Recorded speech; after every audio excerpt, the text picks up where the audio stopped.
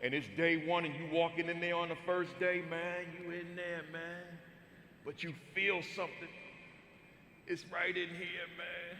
And it's screaming and it's yelling and it's saying, release me. And it's saying, I am the number one determinant of the success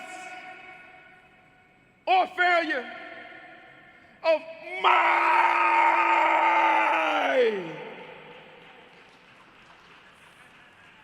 students. Hey, y'all, when you get back, kick some butt, and I'll see you in the winner's circle celebrating your victory. Let's go! Let's go! Let's go! Let's go! Let's go! Let's go! You got this! You got this! You got this! Thank you, everybody. And we are live. Good morning. Good morning. Good morning. Good morning.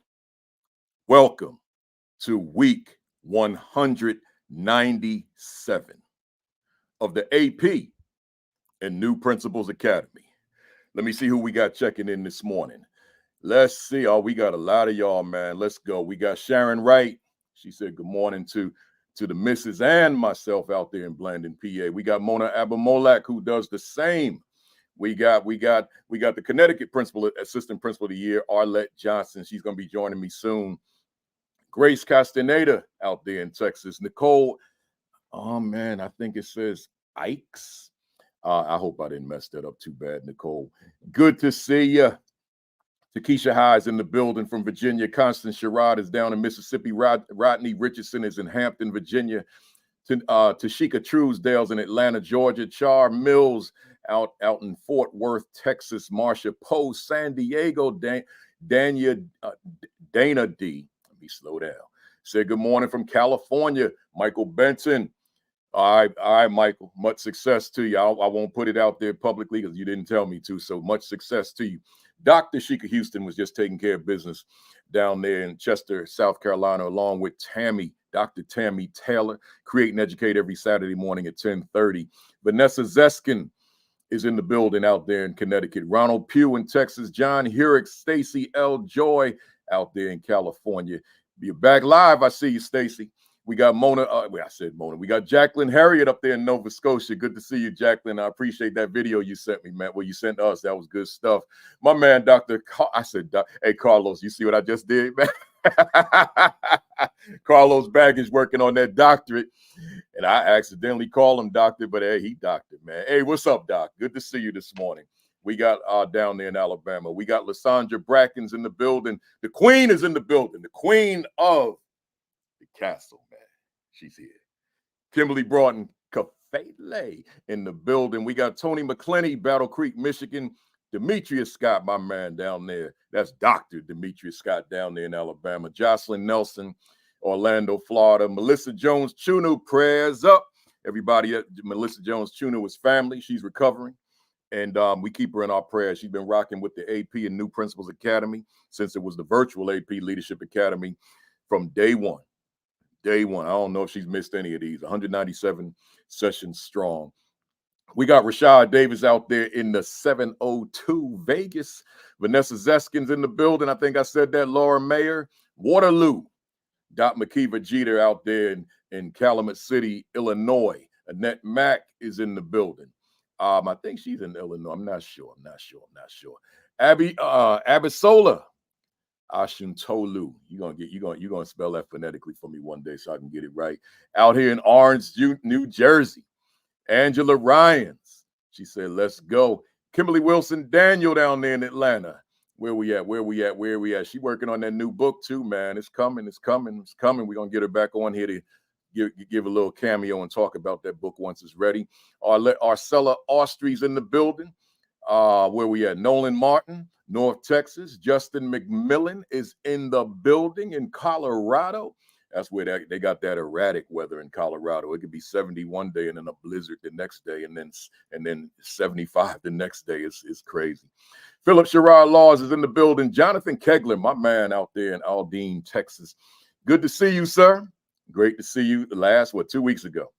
I'm getting ready to wrap it up, y'all. Getting ready to wrap it up. Jasmine Harris is out there in California, man. She's always supporting, getting up early in the morning and right there rocking with us. Shanita Ross in Kansas.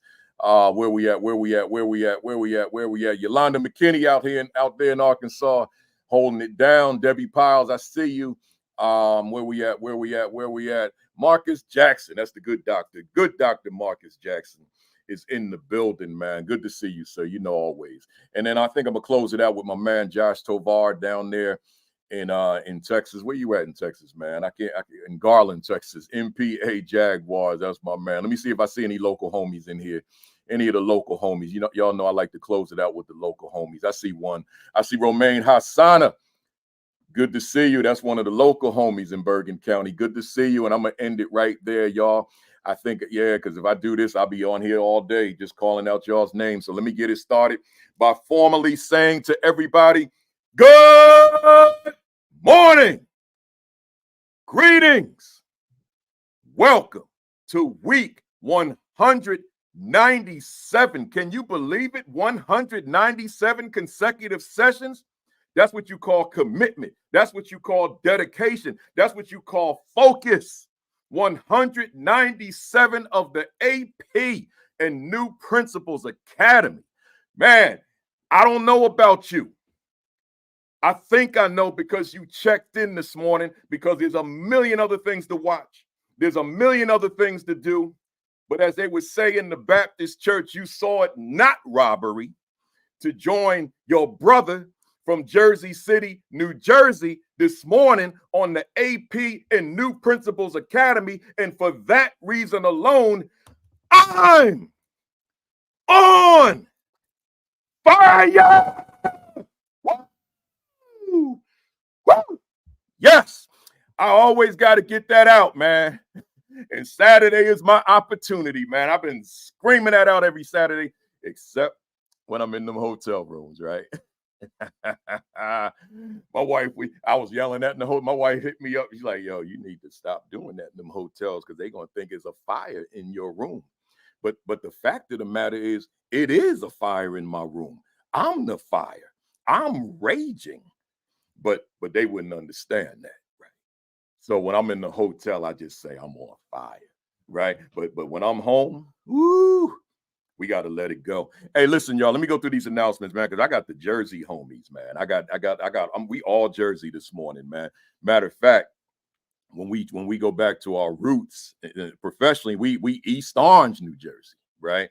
And some, a couple of us are still East Orange, and, I wear East Orange on the sleeve, right? People say, where you from? East Orange.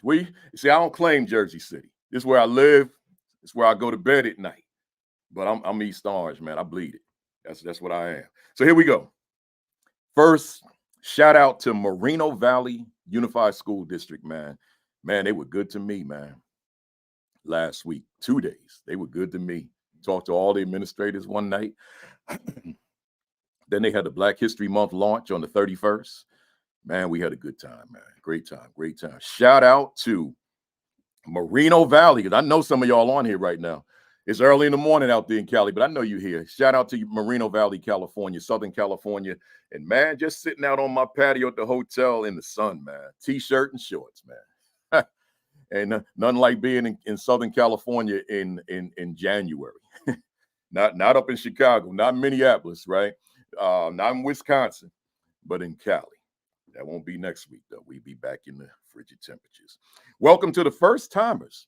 If this is your first time on the Academy, and a lot of times the first timers, because they're here because of my guest, well, don't let this be your last, man. I can't think of anything more relevant on the internet if you're in administration.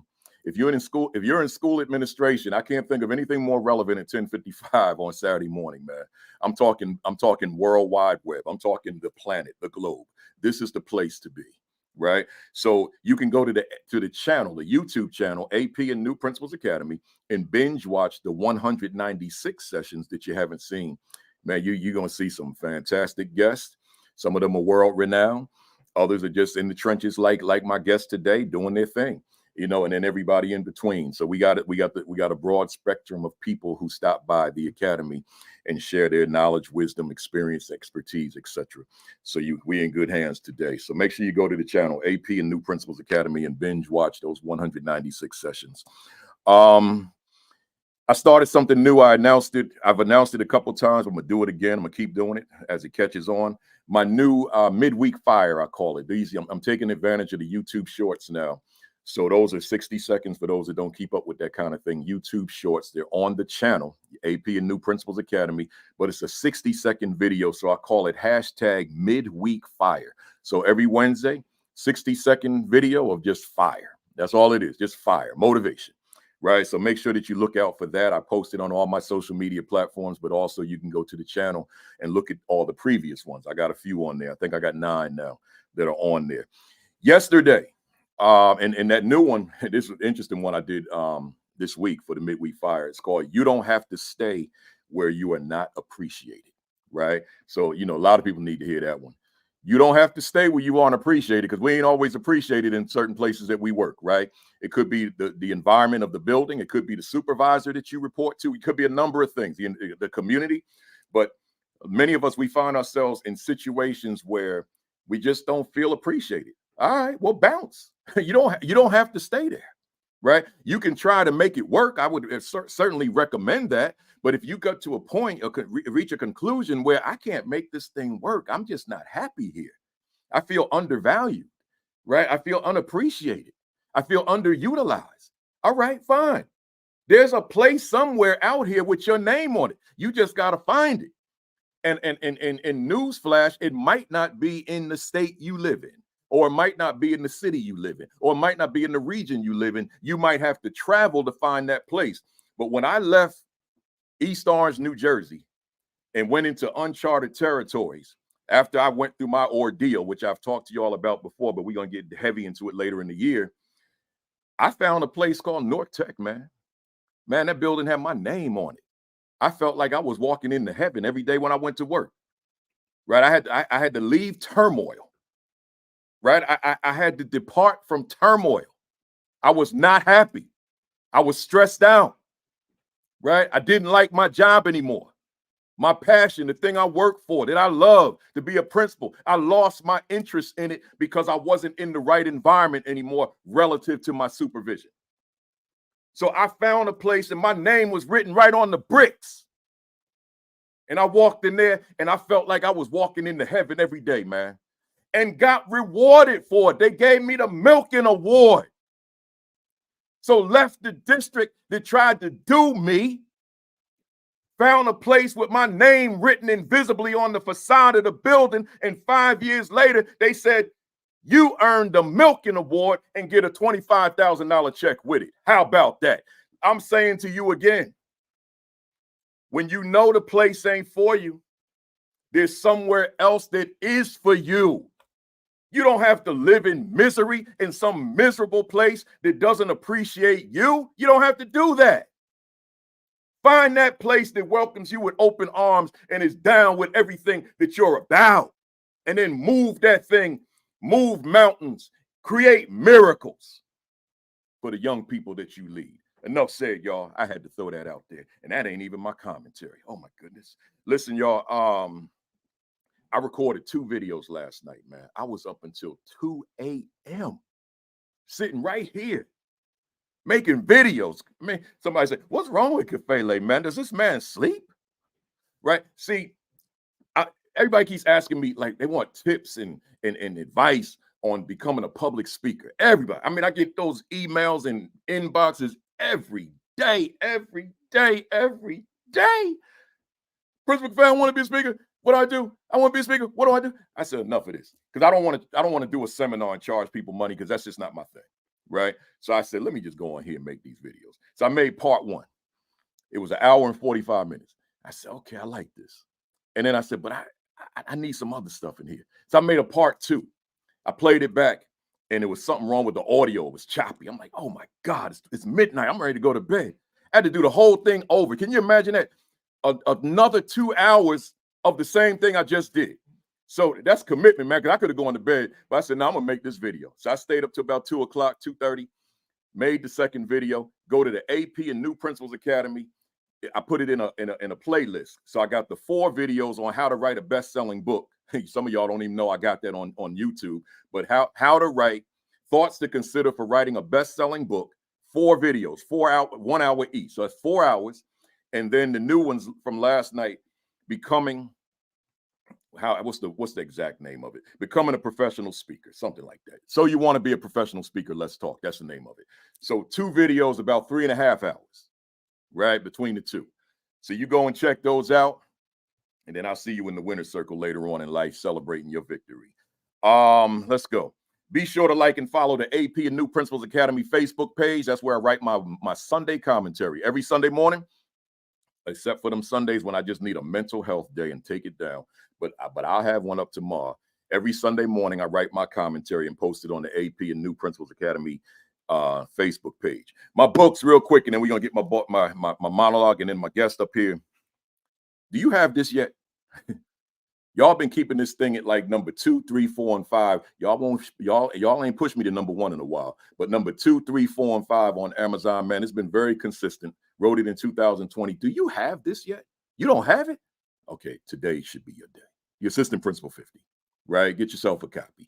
There's nothing, and this is not me boasting. I'm just telling you what I know. Ain't nothing like this nowhere. This is the best book ever written for an assistant principal. I stand on that, right? Get yourself a copy. But then while you're at it, get yourself the Aspiring Principal 50.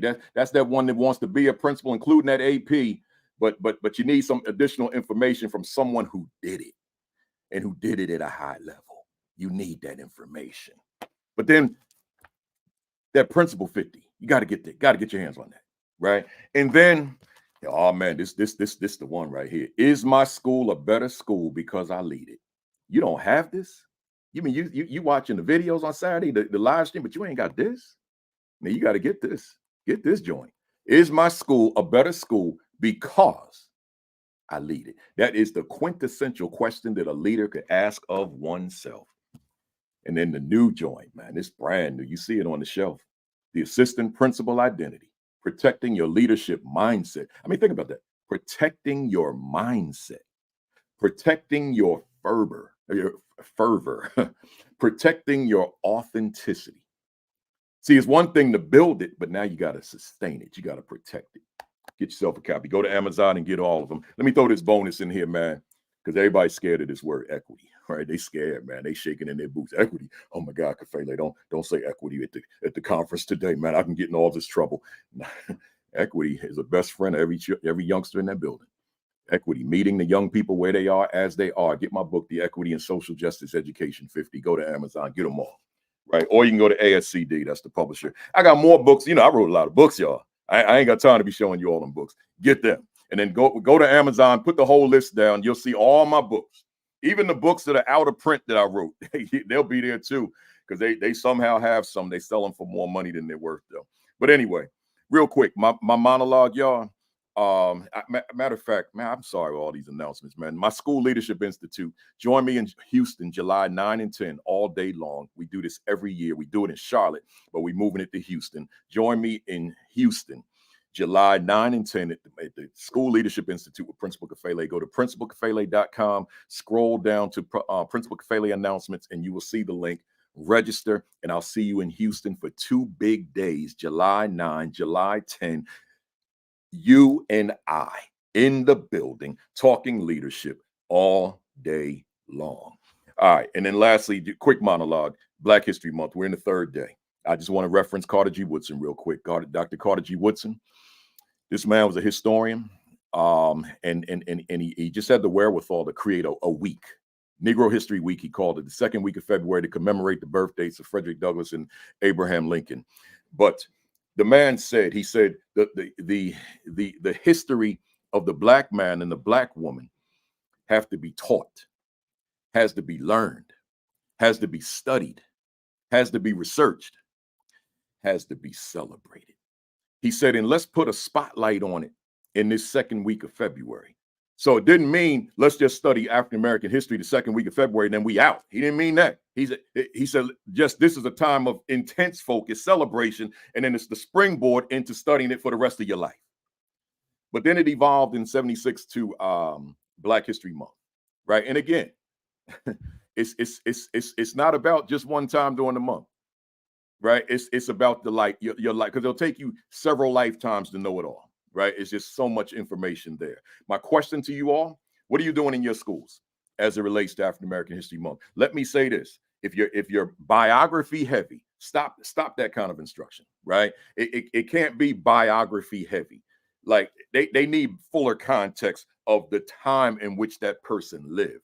So teach the narrative.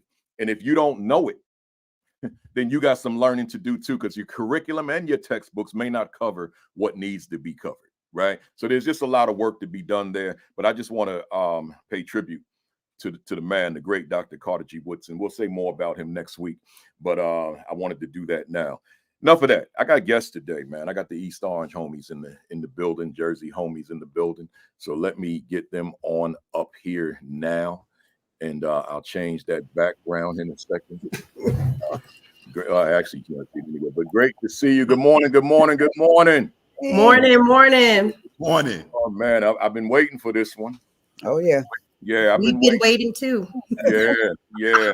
Let me tell the folks who you are, and then I want to read your bios and let them know what you've done.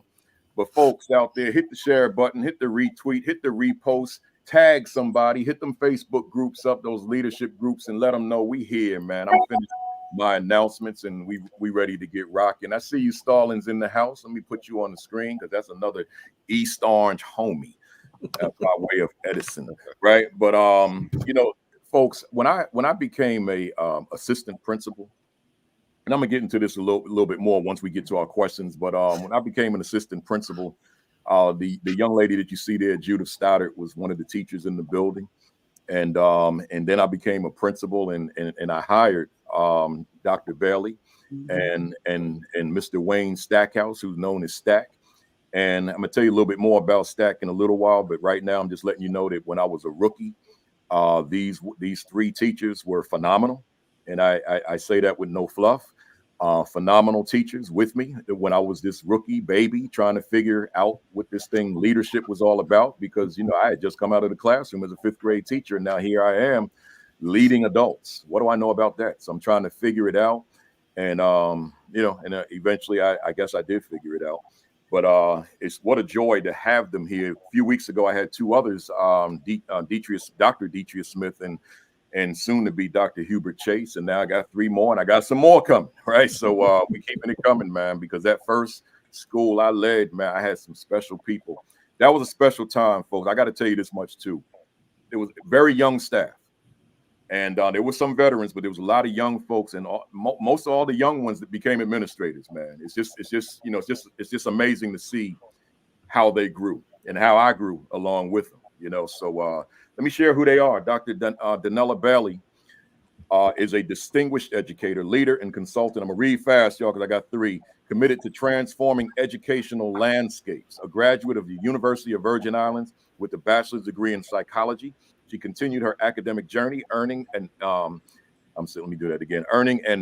master's in education from St. Peter's University and a master's in divinity from Jewish Theological Seminary. Recently, she achieved her doctorate in education from St. Peter's University here in Jersey City. This aspiring superintendent, let me say that again, this aspiring superintendent is currently serving as the principal of John Greco Elementary School in Englewood, New Jersey. Dr. Daniela is deeply involved in the local community. Her leadership extends beyond the school, having been a member of the Board of Education in Orange, which I didn't know, in New Jersey, serves as pastor of Bethel AME Church in Passaic, and has served as the president of the Administrative Association in Englewood for 8 years. A member of the prestigious AKA Alpha Kappa Alpha Sorority Incorporated, Dr. Bailey has garnered recognition in who's who among American professionals. She was a Dodge Fellow and Award recipient and represented the United States at Global Connections seminars on 6 continents. Microsoft acknowledged her in 2022 as one of the top 100 educators, featuring her in the virtual museum. And finally, beyond her institutional roles, Dr. Bailey is a founder of Dr. D's Innovative Consulting, offering professional development and guidance to staff and administrators across diverse school districts. As a proud parent of 3 adults and the glammy of the, that's right, glammy, right?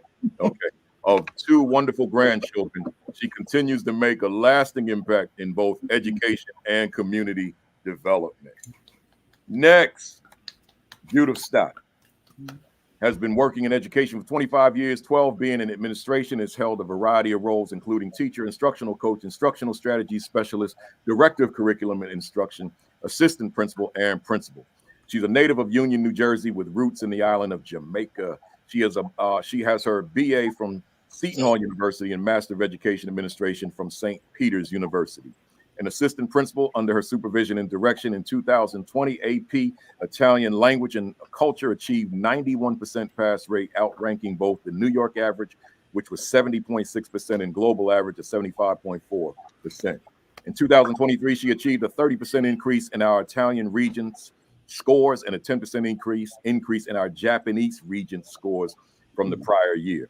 As principal, she led faculty and staff in creating a culture that focused on student learning and academic achievement, employed a deep knowledge of educational issues and best practices. The school received a 5-year renewal because of 35% increase in math scores from the previous year and a 10% increase in ELA scores from the previous year. As teacher, Judith was awarded 2003 Teacher of the Year and was selected for Who's Who in American Teachers. Her students achieved 80% pass rate on the GEPA ELA. She worked in the East Orange School District for 9 years as a whole school reforms facilitator and teacher. During her tenure in East Orange, she was responsible for influencing curriculum shifts that impacted over 3,500 middle school children. She developed public speaking, debate, and ELA curriculum. She piloted the curriculum in her class, influencing her students' academic performance by engaging them in rigorous tasks and providing opportunities for student voice. She also volunteered with the Institute for the Development of Black Students and served as a student council advisor, co-chairperson of the Ida B. Wells Barnett Committee. Finally, Judith currently serves as program and educational director for Next Generation Project, a nonprofit organization providing preventive services to at-risk students of the great city of North New Jersey. Somebody's got feedback. Mute until I call you up for me. And then lastly, we got the Reverend Wayne Stackhouse. So not only is he a school administrator, but he is the pastor. Reverend Wayne R. Stackhouse Jr. was reared in a single-parent home by his mother. And I'm gonna tell you before I read this, this is a very vulnerable bio, which it just elevated my respect for you, even having a lot of what I read in here in this bio. More of us probably should be as vulnerable. Reverend so was reared in a single parent home by his mother, Alice J. Howard. His formative years were spent in East Orange, New Jersey, for which he is a product of its educational system. He graduated from Clifford J. Scott High School in 1994. It was in high school that he participated in a variety of extracurricular activities. During his sophomore year in high school, his training and ministry began, but it was shortened due to the untimely death of his pastor and mentor, the late Reverend, I think is Rubel Caldwell Jr. Yeah. His ability to play football combined with his successful academic tenure afforded him the opportunity to gain a football scholarship to Delaware State University. On June 8th, 1997, during his journey in undergraduate school, he was licentiated. Did I say that? That's not one of my words, right? As a gospel preacher of the Peaceful Zion Baptist Church of East Orange, New Jersey. Reverend Stackhouse would eventually graduate from Del State with a Bachelor of Science degree in elementary ed. After graduation, he returned to his hometown to begin his career as an educator.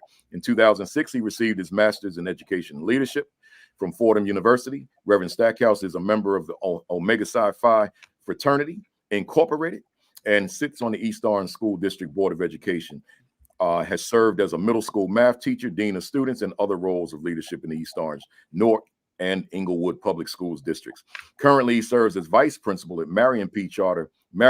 Thomas Charter High School of Culinary and Performing Arts. In May 2010, he received a Master's of Divinity degree from Drew University from the School Drew University School of Theology. He has also studied on a doctoral level in the field of organizational leadership at Regent University. Reverend Stackhouse served diligently as an associate minister for the Community Baptist Church of Englewood, New Jersey, under the leadership and tutelage of Reverend Dr. Lester W. Taylor, Jr. On August 12th, 2012, Reverend Stackhouse was ordained by the North Jersey Missionary Baptist Association and to continue his strive in ministry. In less than a year following, on June 2nd, 2013, Reverend Wayne R. Stackhouse Jr. was installed as senior pastor of the Mount Carmel Baptist Church of Orange, New Jersey. All right, here's where I was talking about. His life has been filled with plenty of mistakes and mishaps. Like others, he has not lived a perfect life and his actions have caused plenty of calamities. However, despite his shortcomings, he knows the Lord to be a forgiving God and a very present help.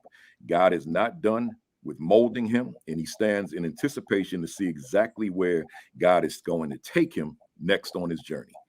Finally, his life scripture comes from Galatians 6:9. And let us not be weary in well doing, for in due season we shall reap if we faint not. When all is said and done, he relies on two words to encourage him. And you'll see this on just about all his social media posts, but God. There it is, y'all. That's a lot there, and I had to share it all because I want you all to be inspired by these bios of all these great people that I bring on the platform. We're ready to get rocking, y'all. Hit that share button, hit that retweet button, hit that repost button, tag somebody, call somebody, text somebody, hit them Facebook leadership groups and let them know we are here, we are ready, we are blazing, we are on fire. Let's do it. Dr. Bailey, and you know, all my doctors that I have on here, I could call you by first name, but we don't need the formality. Yes. No, I got to respect it. Let me tell you why. Let me tell you why.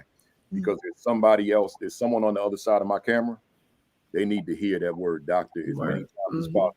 Because they working on that dissertation, but they frustrated. You remember them days? They feel discouraged, like I can't do this. How am I going to leave my school or whatever I do and work on this doctorate? So I'm going to remind them, doctor. Right. So here we go. Dr. Bailey, as an educator, not so much as a leader yet, just overall as an educator, who is Dr. Daniela Bailey? She is this fireball who is resilient, not afraid of to make decisions, right, wrong, or indifferent, and stand by it. She is a big-hearted person who will see an issue and try to tackle it from every possible direction until there is some positive resolution. I love it. You sound a little like me. Mm-hmm. You know, you said that fireball, because I'm going to do it. We know. I'm going to do it. Hey, Judith Stoddart, as an educator, who is Judith Stoddart? I am a joyous educator, and a person an educator who wants to always teach, always build, and always pour into, because that is super duper important. A lot of us don't feel poured into, and I love to pour into people and to help them achieve their greatest potential. So I'm always building with people, always encouraging them to be on their best and to bet on their best. So that's who I am. I love it. Hey, Wayne Stackhouse, Stackhouse. Yeah. As an educator, who is Wayne Stackhouse? I want to say that the word that describes me best is selfless. I believe a wise man told me in the beginnings of my career to always take what I do personal. So when I think about the children, our students, I take it personal. I want them to achieve academically, but even more important, I want them to be able to achieve in life, because all those standardized tests mean something. It does not define who the child is. Right. So I want them to be able to maneuver in life in such a way that it'll be joyous to them. I love my teachers. I love those who that work around me. And for me, I always want to be like a light, something somebody can lean on. and when needed, and just someone to give an encouraging word. But to wrap it all up, I would just say selfless. Selfless. I'm with you on that too. I feel the same way. You know, just as an aside, the two videos I referenced, so you want to become a professional speaker. I know that as more people become aware of them, they'll question, why are you putting this out for free? Right. And I even say in the video, I could go out and do a weekend with folks of professional speaking and charge $1,000 a head. 100 people show up, and that's a small number. That's $100,000 weekend, right? But I put them out for free for the reasons that you said. I'm selfless, man. I don't. We all need money, but I don't need to chase that money to put this information out to help somebody to maximize their potential and live their dream, right? And then as the three of you know, God gonna bless me anyway. He's gonna bless me abundantly. I expect that, right? So it's just a matter of when it happens, right?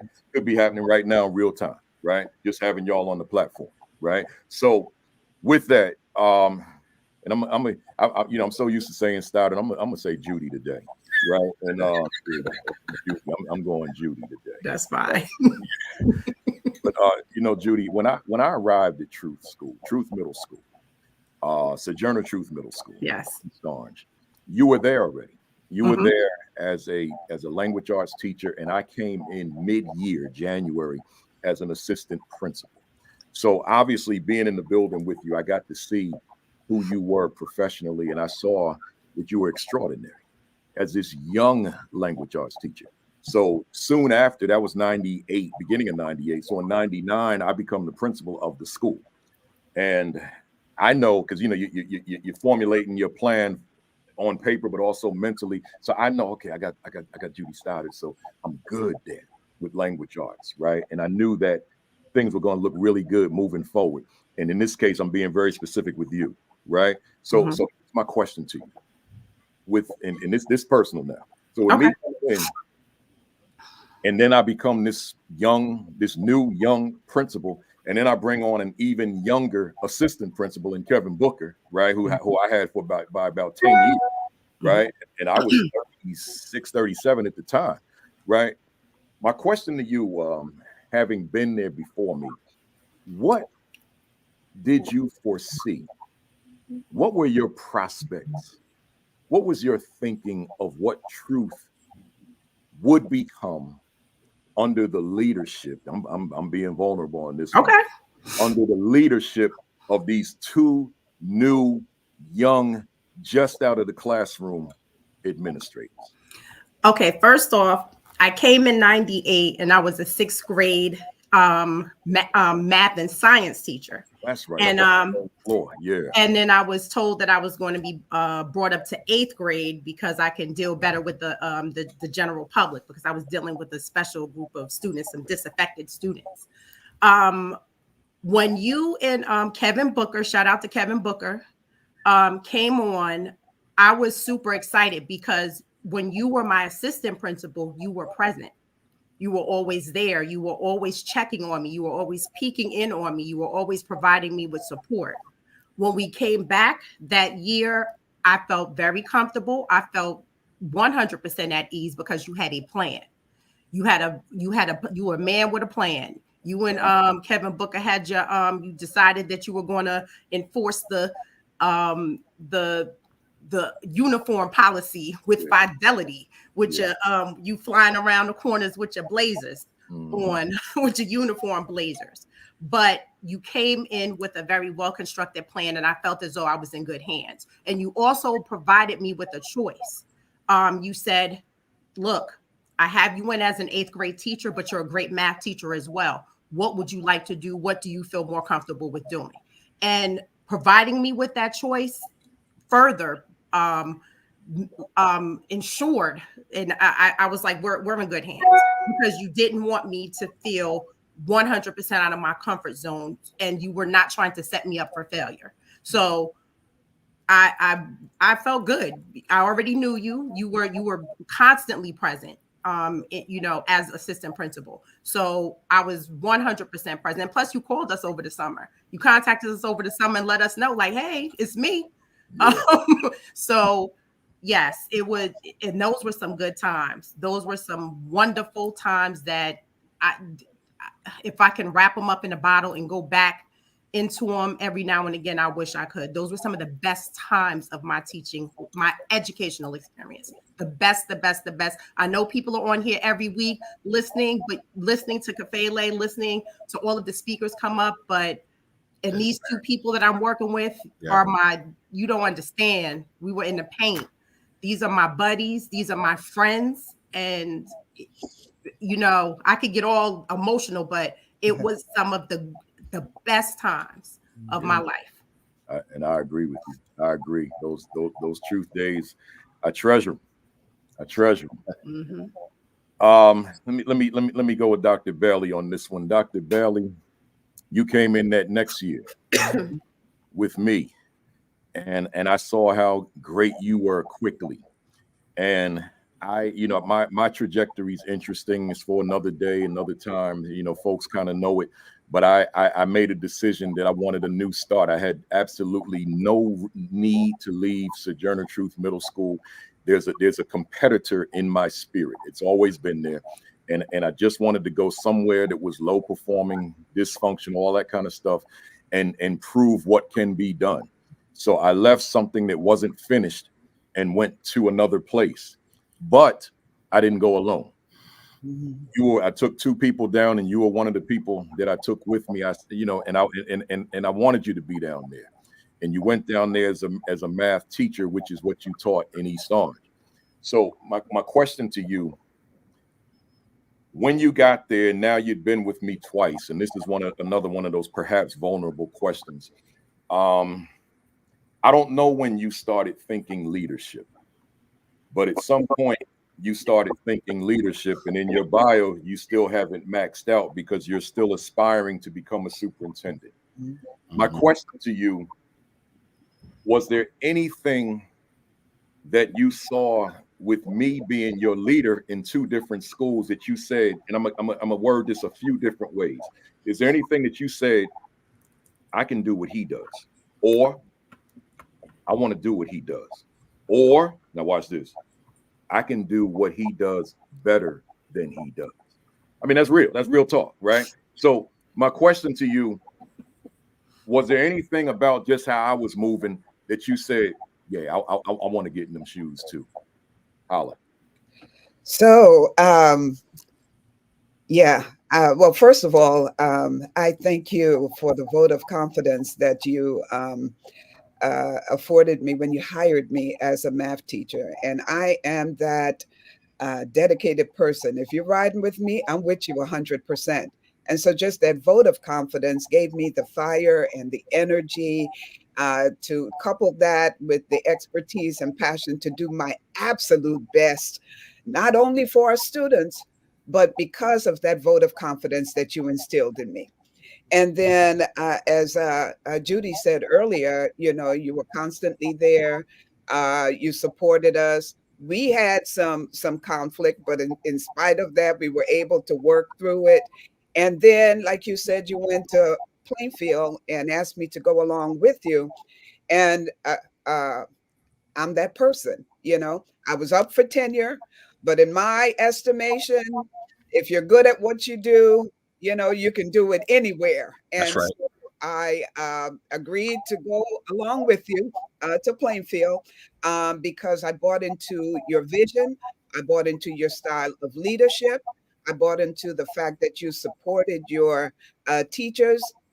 Even in the space of tension, we were never left out there to hang alone because we never did anything contrary to what your goal is. We bought into that goal. We had a positive climate and culture in our building, and I celebrated that. And those are things that I saw.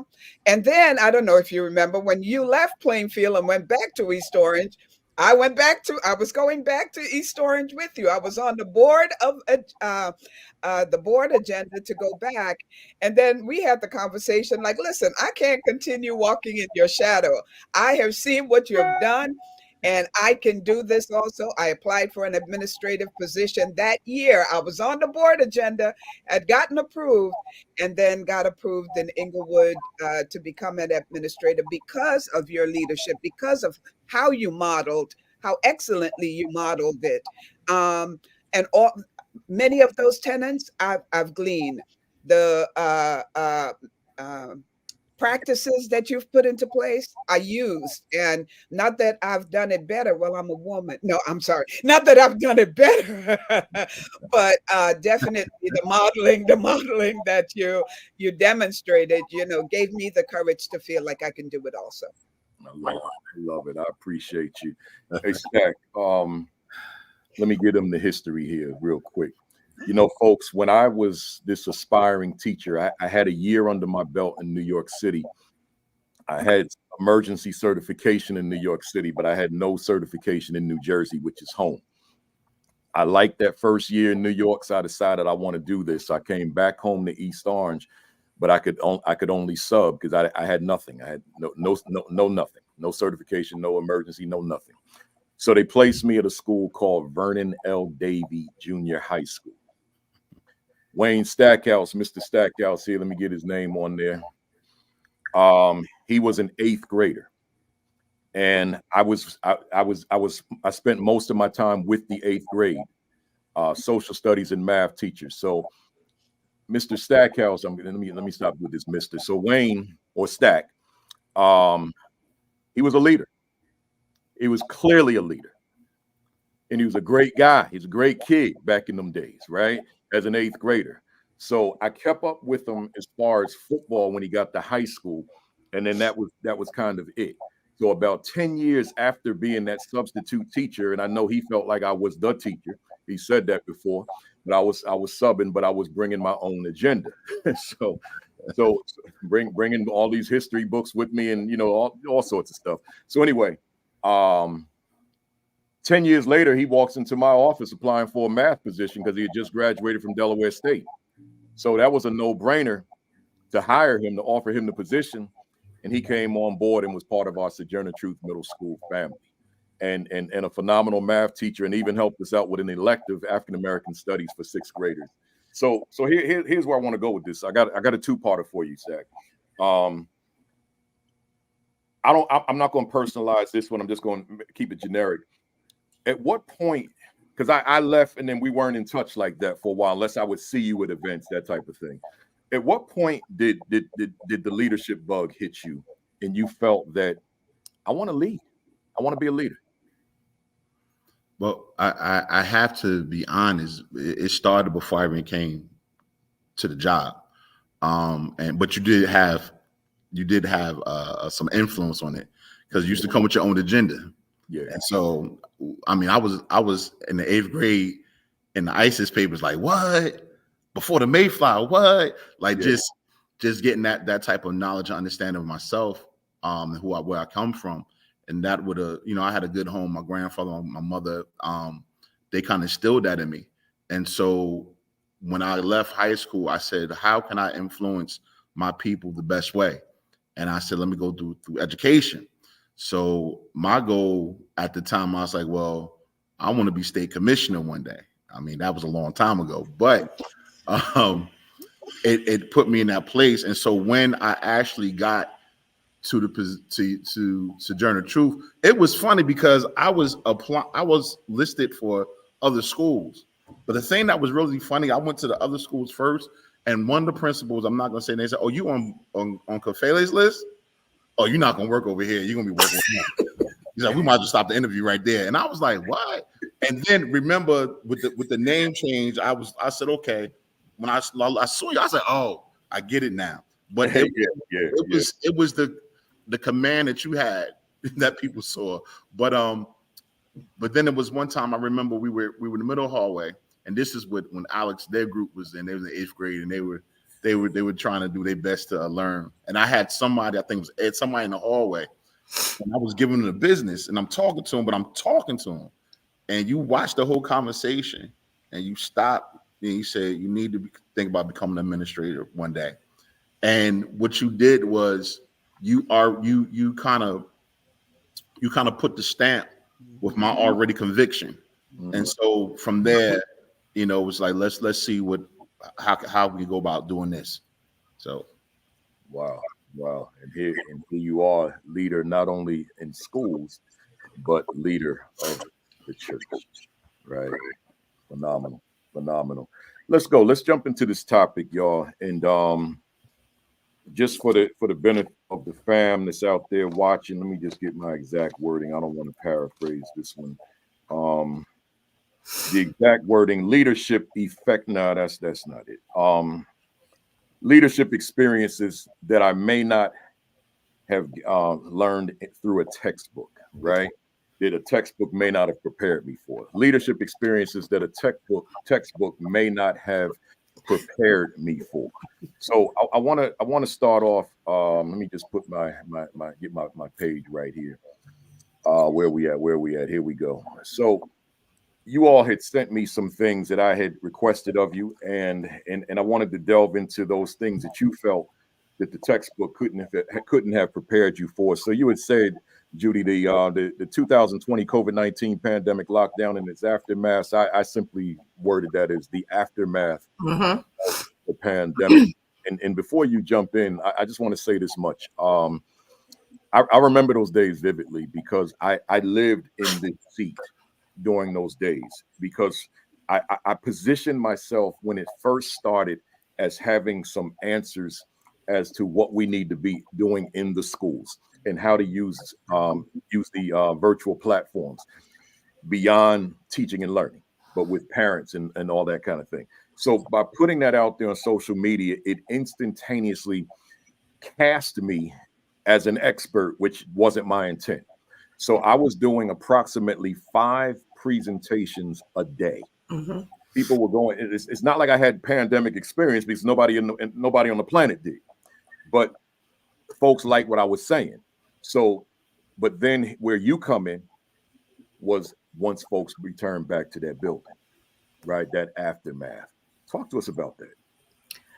So I brought that topic to light because just there's no, you can have the greatest, you can have the most paramount plan, the most paramount crisis management plan, and the plan to get the students back into the building. We're going to put guards up around the desks. We're going to wear masks. We're going to have masks at the door. We're going to have all of these stations for hand sanitizer.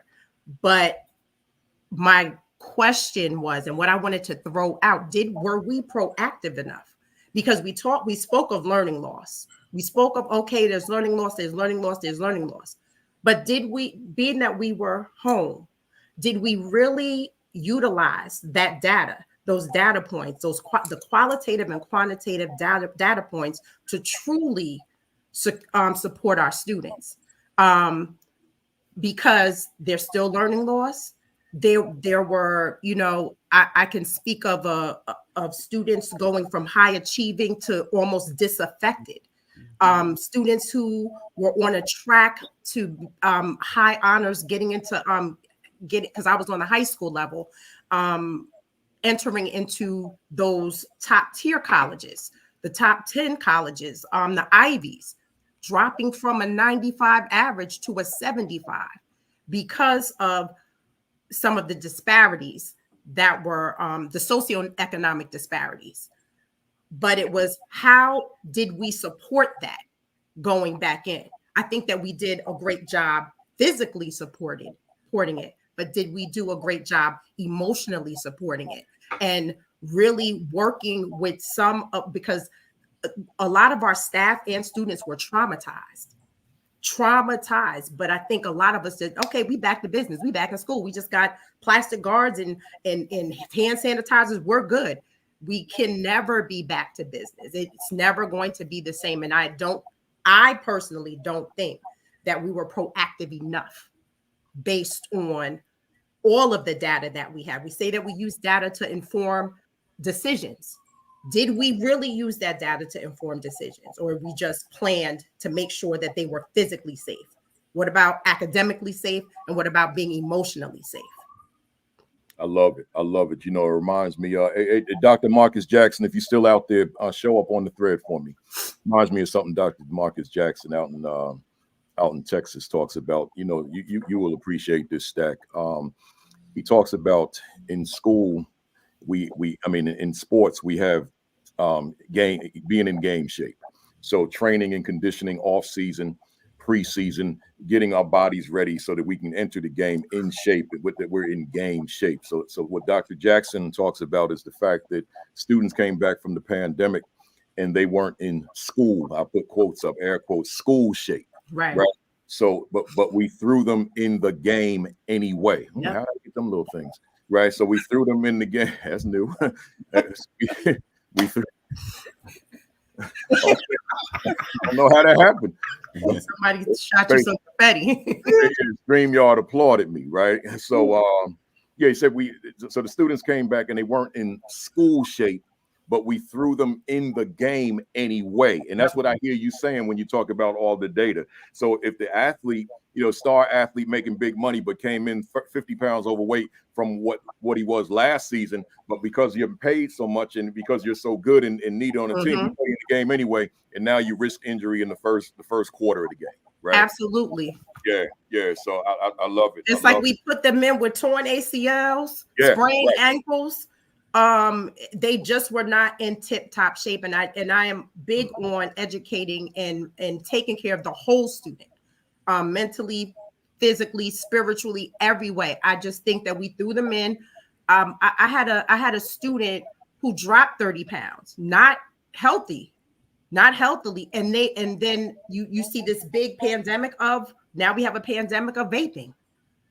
Those students were coping, and I don't think that we were addressing. We were like, oh, we're going to kick them out, we're going to expel, we're going to suspend, but we're not getting to the root of the problem. A lot of these students are using these tobacco products to actually cope. They're stressed out. Yeah. We had a student who was out right in class by accident.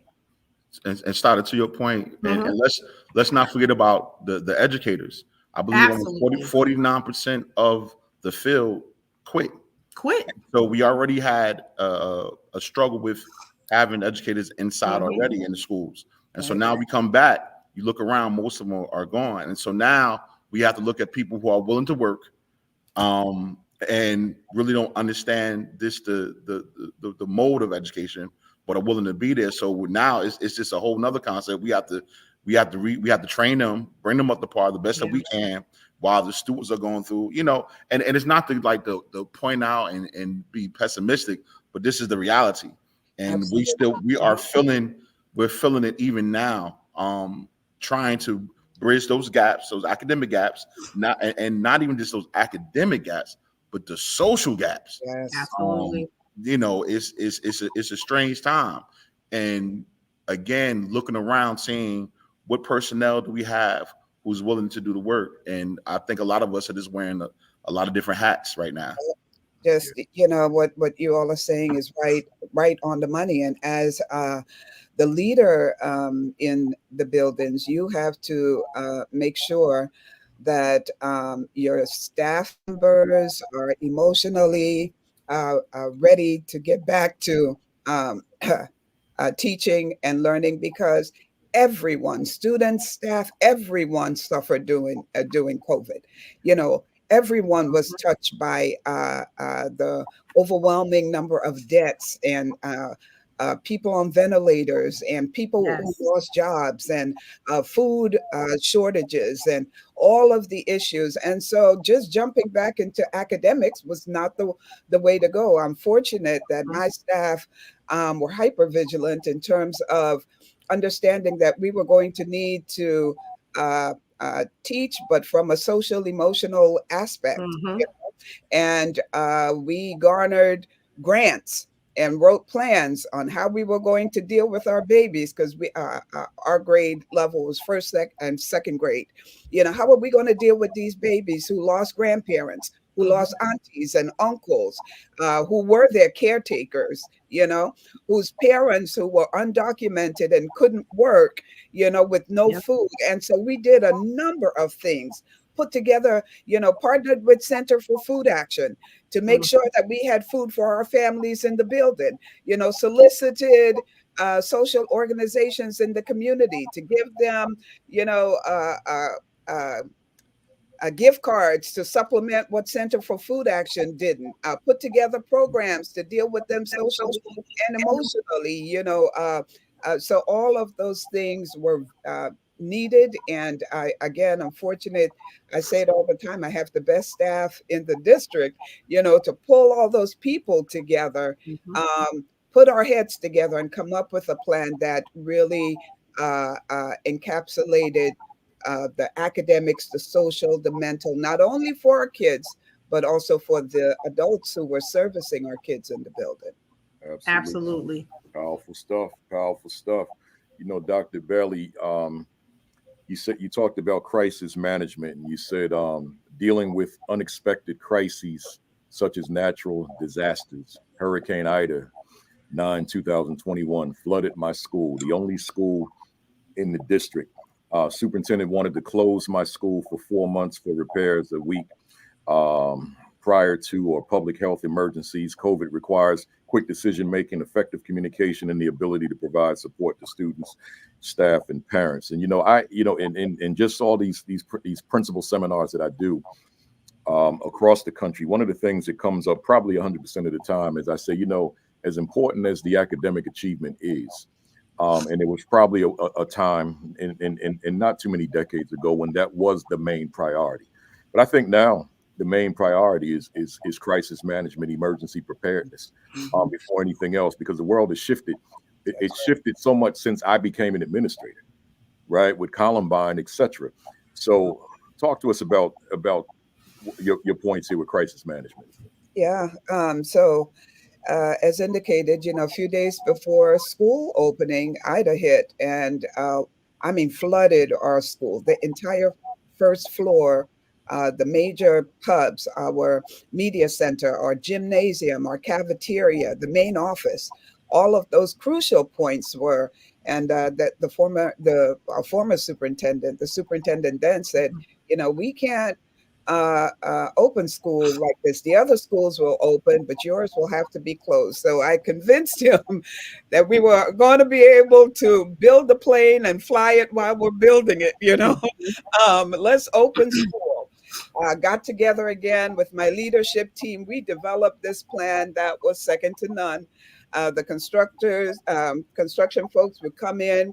We would set up a makeshift office in one of the spaces on the first floor that was available. Teachers agreed. When I tell you, when you have a good relationship with your staff, when you have established a positive climate and culture, they will go beyond. And again, Kafele, this full firsthand, they will go above and beyond to support you in whatever venture you want to do. Even when there may be job actions, they're there with you because you have established that rapport with them.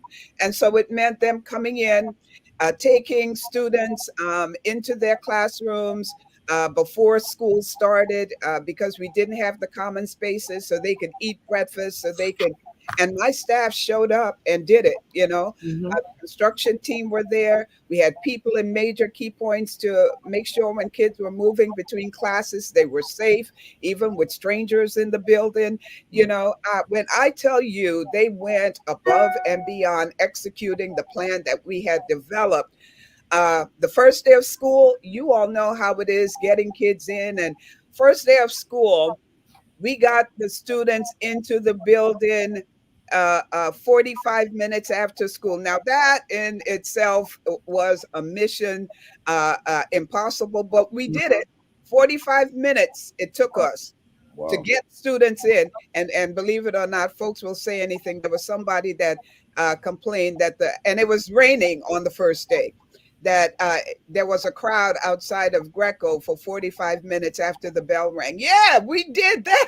45 minutes was a miracle. Absolutely.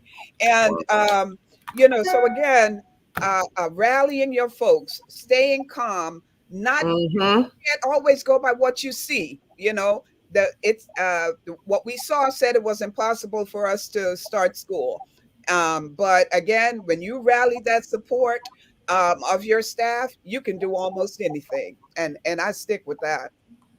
Yeah, So go ahead. I want to speak to Dr. Belly's leadership, because Dr. Belly came and got me out of Newark and brought me to Inglewood to her math teacher. And when I say the way that she executed, just her leadership was one that was not necessarily normal.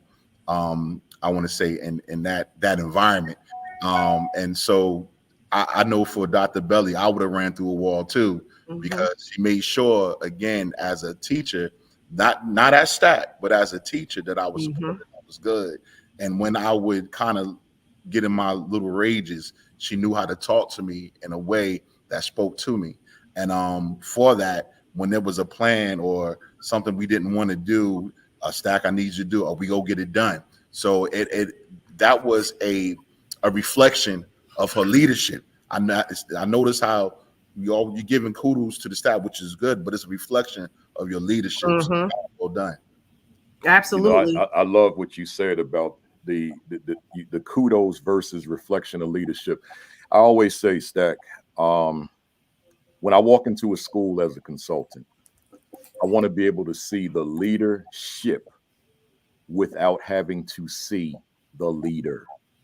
Right. See, that's when you know that school is being led, when that leader can be out of the building, right? When that leader can be away at a conference, the leadership is in place. So a lot of times I'm having conversation with principals, and I'm asking that question that I talked about in the monologue: is my school a better school because I lead it? And a principal may say, it's my staff, right? So this is what you were saying, Stack. So they'll say, it's my staff. They're the ones getting it done. They're taking care of business. They're going the extra mile, et cetera, et cetera, et cetera. But I say, wait a minute. Let's take your staff then and airlift them into another school with a principal who's the antithesis of you. This principal's unapproachable. This principal lacks involvement. This principal is standoffish. This principal's not engaged, et cetera.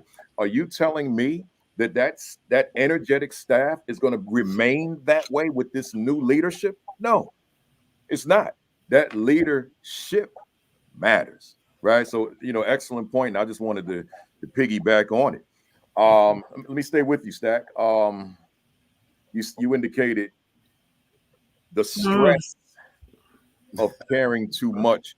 And I got to tell you, I put a lot into preparing for these sessions every Saturday.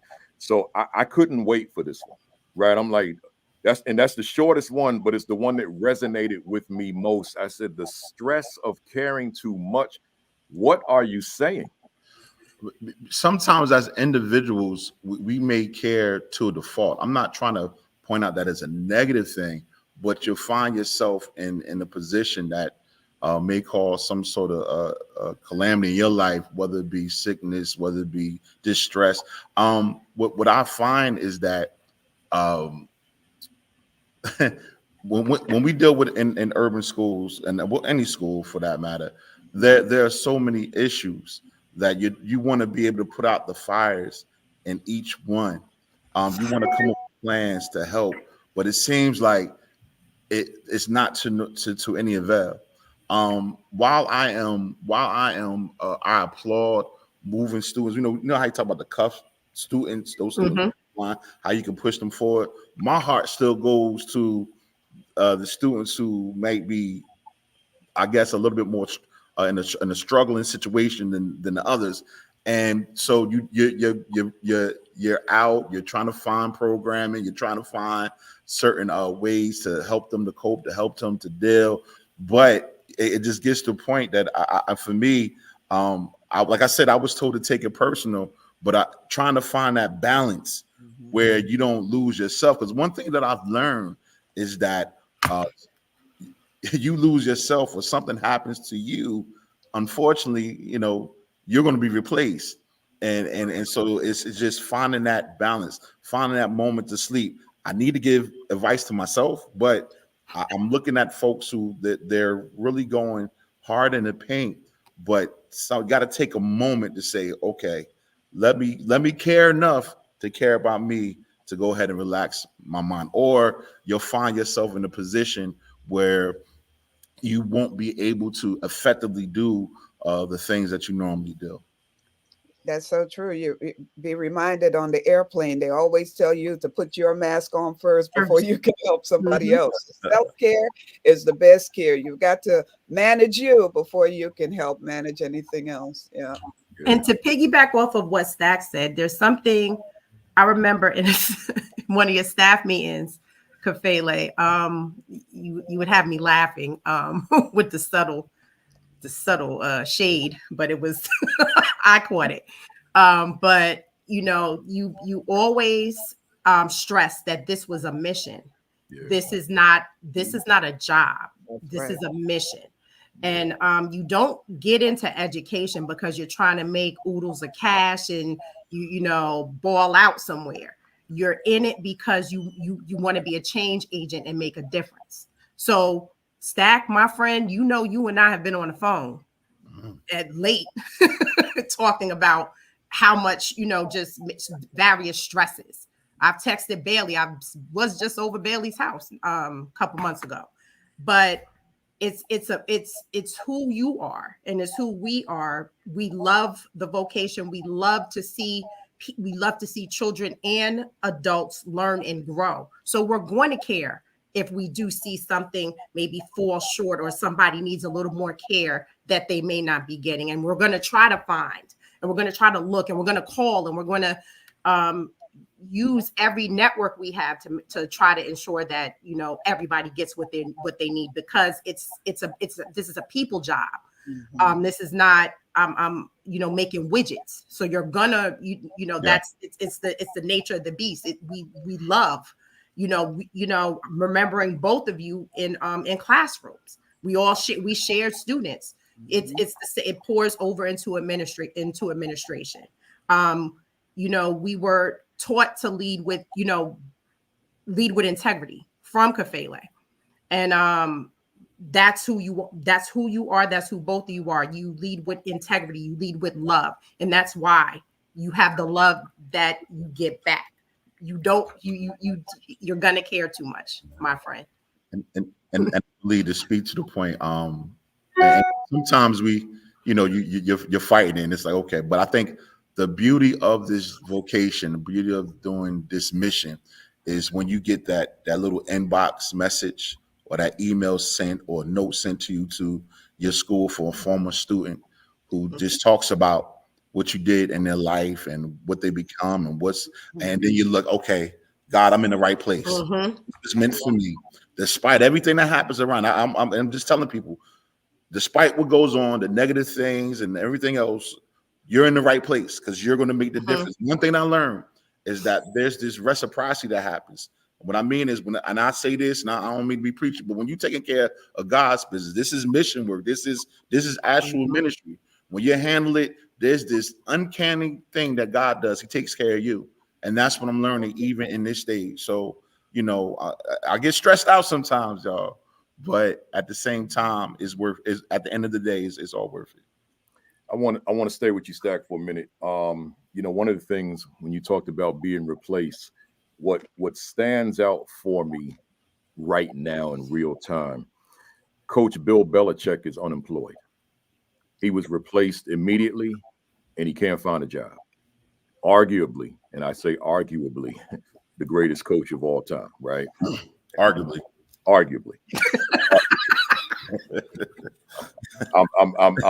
not one that's in agreement with that. That's why I use that arguably. But one of the best to ever do it, but yet has been replaced quickly and now unemployed. Probably won't coach this season. Not as a head coach anyway, and I can't see him going back to being somebody's assistant. But the other thing, I always think about this audience, right? When I'm on here with the folks that are my guests, and I want to throw this at you. It says, let me take Dr. Dawn off of here. Good to see you, Dawn. The stress of caring too much. Hey, Stack, there is a young administrator on here. I promise you, I don't know who it is, but I know that they're here because a lot of the young administrators nationally are watching this either live. Most of the people watch it on the video, not the live. And So some young person, some young leader will see this later or watch it now, and they care, and care about these children. They care so much. It speaks to what you said, the stress of caring too much. There's a leader on here right now that takes the burdens of these children home, right? And then at home, this leader is preparing dinner for the family. This leader is with the family, sitting down, watching television. This leader is with friends or whomever, just having a good time. But I can't zero in on my family. I can't zero in on my friends. I can't zero in on the things I love because I'm too concerned about what's happening with this youngster right now in real time at home or in a shelter or wherever, right? Real. So that person is on here. Let me see if that person said amen or anything, because a lot of times that happens. I know y'all still on Bill Belichick, right?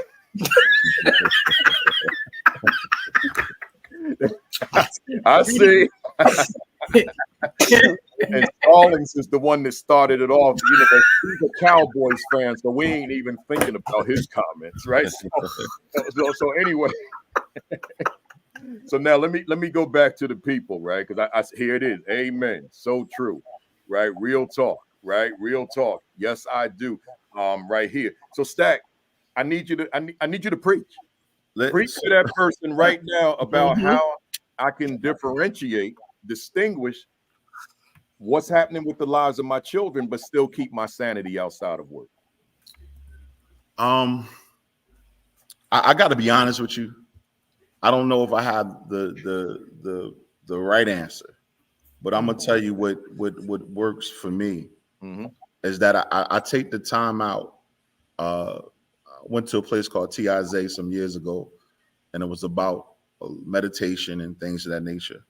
And I take the time out to pray and to meditate and to center just myself and just my mind and relax. But I know when it's time to go to war, it's time to go to war. But I had to find these moments to disconnect because the work is always going to be there. It's going to keep being there. But there are moments where I have to disconnect. Meaning now in emergency cases with some of my students, I don't know how to disconnect because I'm gonna go to your house, I'm gonna go to the block, I'm gonna talk to your OG. That's who I am, right? And until it's resolved, I probably won't. But on a regular basis, I had to learn how work is work. I watch you pattern this. I watch you come in early. I watch you leave a little bit late. So if I can't do anything in between that time, I need to go home and start over again the next day. There are moments where I have to say, you know, I want a bowl of butter pecan ice cream, and I'm going to go eat this thing, a bowl of butter pecan ice cream. There are moments when I have to say, I'm going to go hang out with my frat brothers, and I'm going to enjoy today. There are moments I have to say, you know, I'm just going to walk around the park and sit in Orange Park and go to Burger King and get a Whopper and just sit there eating and look at the trees and the wind blow. You have to find those moments where you can just disconnect and keep yourself. Because the reality is this, and I say this, because if you do not, you'll add issues on your body. And the truth of the matter is, as much as I do love my students, I love the work that I do. I want to live. I want to continue to work. There's still more for me to do. It's not time for me to go to the grave because my work's not done. And so I would say to the young person, find a place where you can disconnect and the thing that brings you joy, whatever that might be, as long as it's legal, the thing that brings you joy and allows you just to smile much. Because again, the work is going to be there. You're going to get it done, but don't allow it to weigh you down to the point where you'll find yourself in some sort of mental state that you do not like. Right. And then in addition to that, you know, you do, like you said, Stack, everything within your power possible during the hours that's allotted to you. And part of that, too, is forming, again, relationships, community relationships. So you hook that youngster and their family, whether they're in a shelter, whether, you know, the home situation is volatile, hook them up with community resources who do that work on the weekend or after hours, so that you know that they're in good hands until it's back to you to continue to do what you do. Yeah. Folks out there, we're talking learning experiences that you may not have learned, that you may not have received from a textbook. Hey, Stack, I got to stay with you again. You said something that may have gone over a lot of people's heads, but it didn't go over mine. You said it in passing, and you may not even have thought it, given it a second thought. You talked about making those home visits, but you know, you slid something in there. You said I may go see the OG. And folks maybe they did pick up. I don't want to take things for granted, but there may be someone that didn't even pick up or may not even know what you said, right? You need to holler at us on that. Before you go, once again, we're talking about things that's not going to come up in grad school. And to go and talk to the OG is not going to come up in grad school, right? Talk to us, Jack. So it goes back to what Dr. Belly was speaking about, building rapport. Tell us what the OG is, by the way. Oh, OG. Well, I will say the original gangster. We'll say someone who is in charge of a gang set, if you will. Someone who is quote unquote the leader of folks that are under them. Pretty much just a gang member with leadership status. So going back to having rapport, I would say that there was a particular school that I worked at, and I was always just around the school perusing and making sure the kids were good, and just trying to make sure they were safe. Now, folks that were around there, as much as I'm doing, they were watching me, but they respected what I was trying to do. One thing I learned that people will respect when you're trying to do things positive in their community with their young folks. And so because of the effort I was putting in, I earned some of their respect. And when some of the kids who were aligned with whatever group it was got out of pocket, and I did all I could do in the building to kind of just work with that child, I went back to, I just went to who I know would actually be able to say something to them to make sure that they do the right thing. You know, I will always speak to the potential that I see in a child. I always speak to the potential I see in the academics and socially and where I can see them in the future. And the truth be told, a lot of these folks that are in these positions don't necessarily want to see those young people go that route. And so I would simply just ask them, like, listen, this is what I need from this, what I need to be done. But can we make it happen? Now, do not get it twisted. If you are not that person with that rapport, don't do it. Don't do it. Don't do it. However, I've been blessed to have those type of relationships with certain people. I don't know why God has granted me that, and so I try to leverage that to the best of my ability to ensure that while everyone's in school, they're safe, they're secure, and that everything's conducive for them to learn and learn properly. So that's what I mean. If I can't get to mom or dad or the grandparents, I know the next person in that lineup, I need to go speak to the OG and really be honest with you, Brother Kafele, I even taught data points to them. Mm-hmm. And they're like, what? Oh, yeah. The last he was at 71%. We still grow by 6%. He has a chance. Oh, what? Okay. And then the funny thing is, while I'm there, they will call them over and let them know, how to handle themselves moving forward in the schoolhouse. So those are the lengths that we have to go sometime. I know it's not something that, again, I didn't learn that in grad school. I learned that. Matter of fact, hold up, let me be honest with you. I learned that by watching you. Mm-hmm. You forgot how you used to go outside and walk down the block without your car, get in the car, drive across town to people's house, knock down the door, people cutting and in. You thought, man, listen, Keisha told me that story. Look, Miss Keisha, y'all remember that? Yeah. So I do it, but you gave a great example. So I was going to jump in and say that we learned it first. We learned it from you. If you remember when that one particular young man's father threatened you, and you were not supposed to go outside after school. And he said, "What team of wild horses gonna keep me in this building?" And all of us went outside. We're like, all right, all of us were riding. I guess it's on today. That's the same mentality, Stack, that we have. I will visit a brother's house or a sister's house, to the point where they're saying to me, "Miss Bailey, you can walk through McKay Park at night." I'm like, "Well, baby, what would I be doing in McKay Park at night?" No, we just saying, you good. But we had that example. Yeah. And the debate, community relationships are pinnacle. Yeah. And that's what you have to do. You just can't, it's beyond the building. You have to, you got to know the people at the bodega, because the bodega, why your kids are late for school getting bacon, egg, and cheese sandwiches. You get to know them, so they send their kids to your school, then boot them out. "Oh, you late. Y'all start at 8. Get out." Start kicking them out. You have to know, absolutely, get with some of the OGs. Learning. I've learned drill music, drill terminology, drill. I didn't even know. I was bopping my head driving. I'm like, "Oh, this is drill." Okay. Yeah. Didn't even know. But knowing the whole culture and climate, and getting to know this, getting to know the culture of the neighborhood, so you can appropriately move properly. And when the students see you, they're like, "Wait, what you doing down here?" Mm-hmm. Came to see you.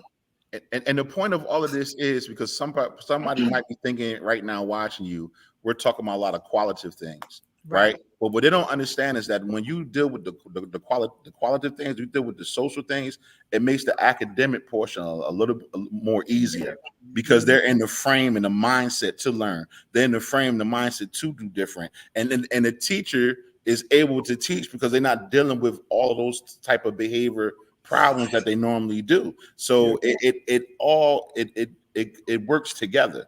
It works together. I remember at one point in time, I heard somebody say, "I'm not concerned about," not because I don't want to call them out, but I was in a meeting with some administrations many years ago, and the statement by the vice principal was, "I'm not concerned of what happens outside the school," and I'm almost went off. To the point I can't believe it.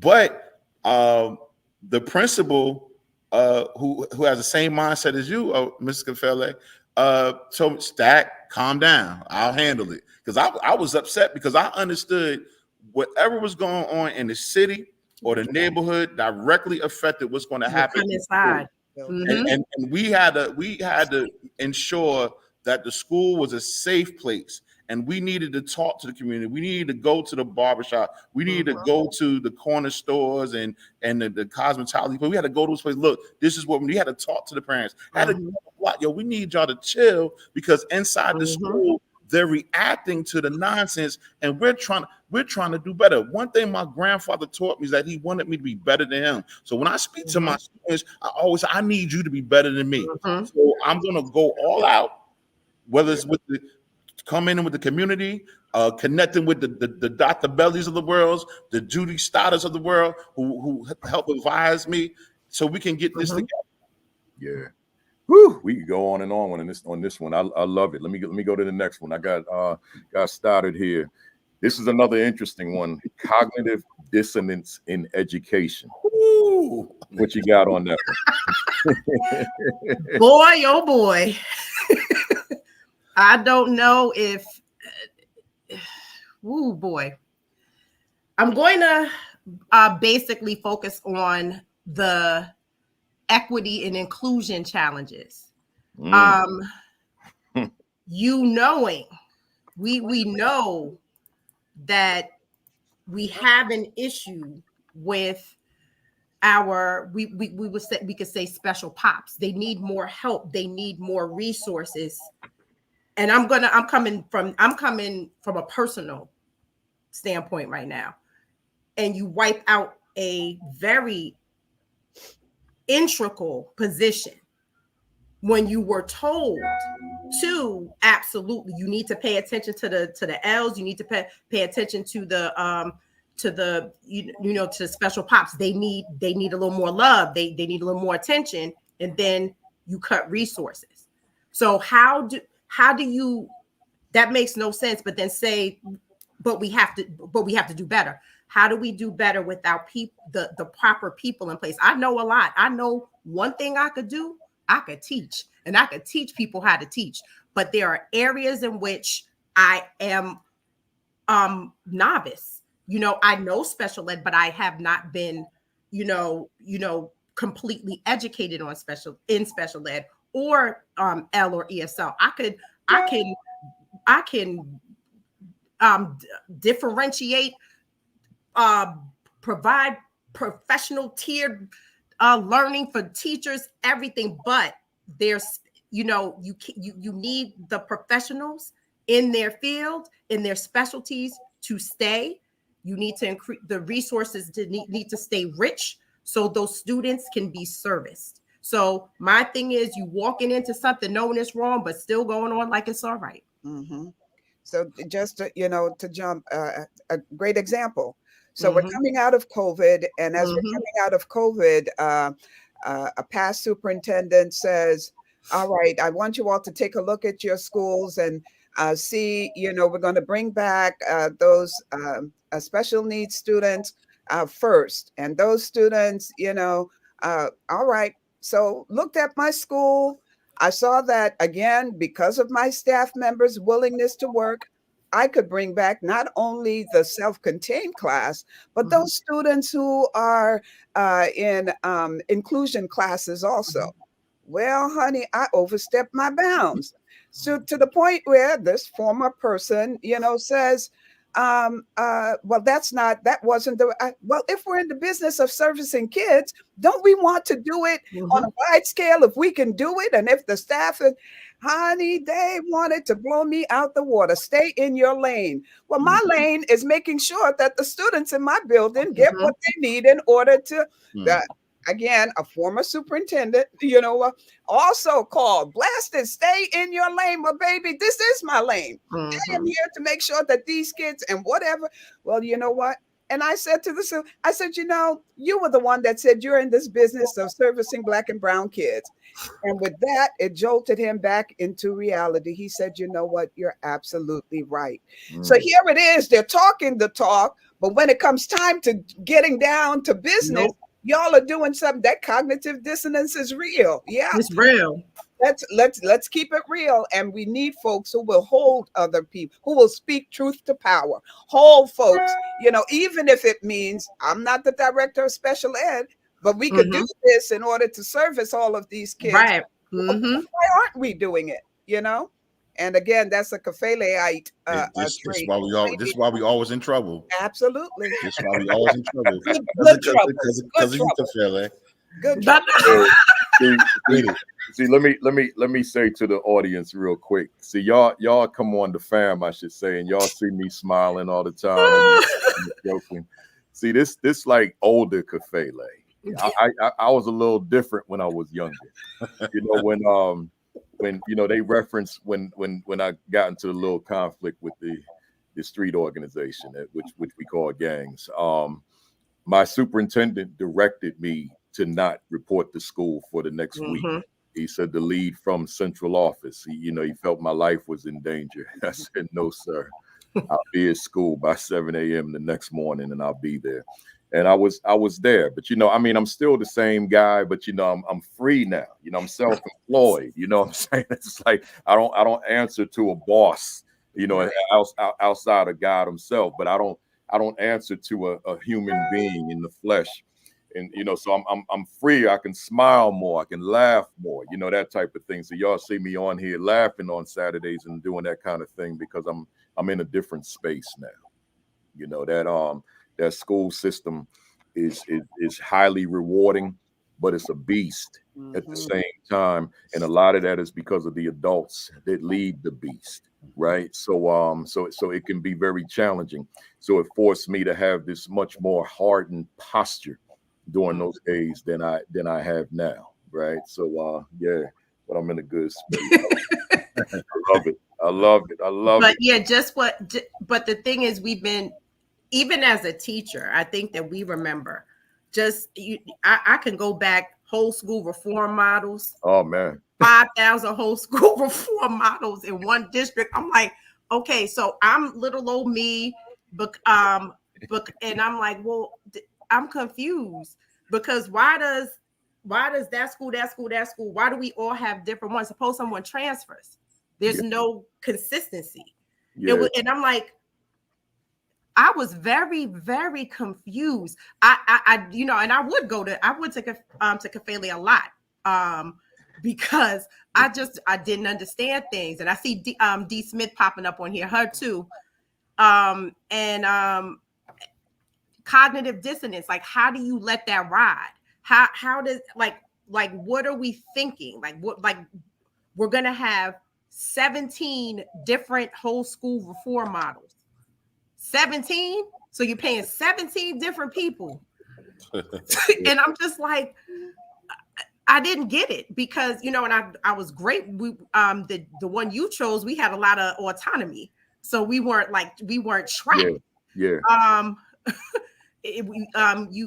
trapped, but it just in terms of even behavior, even be developing students to be leaders.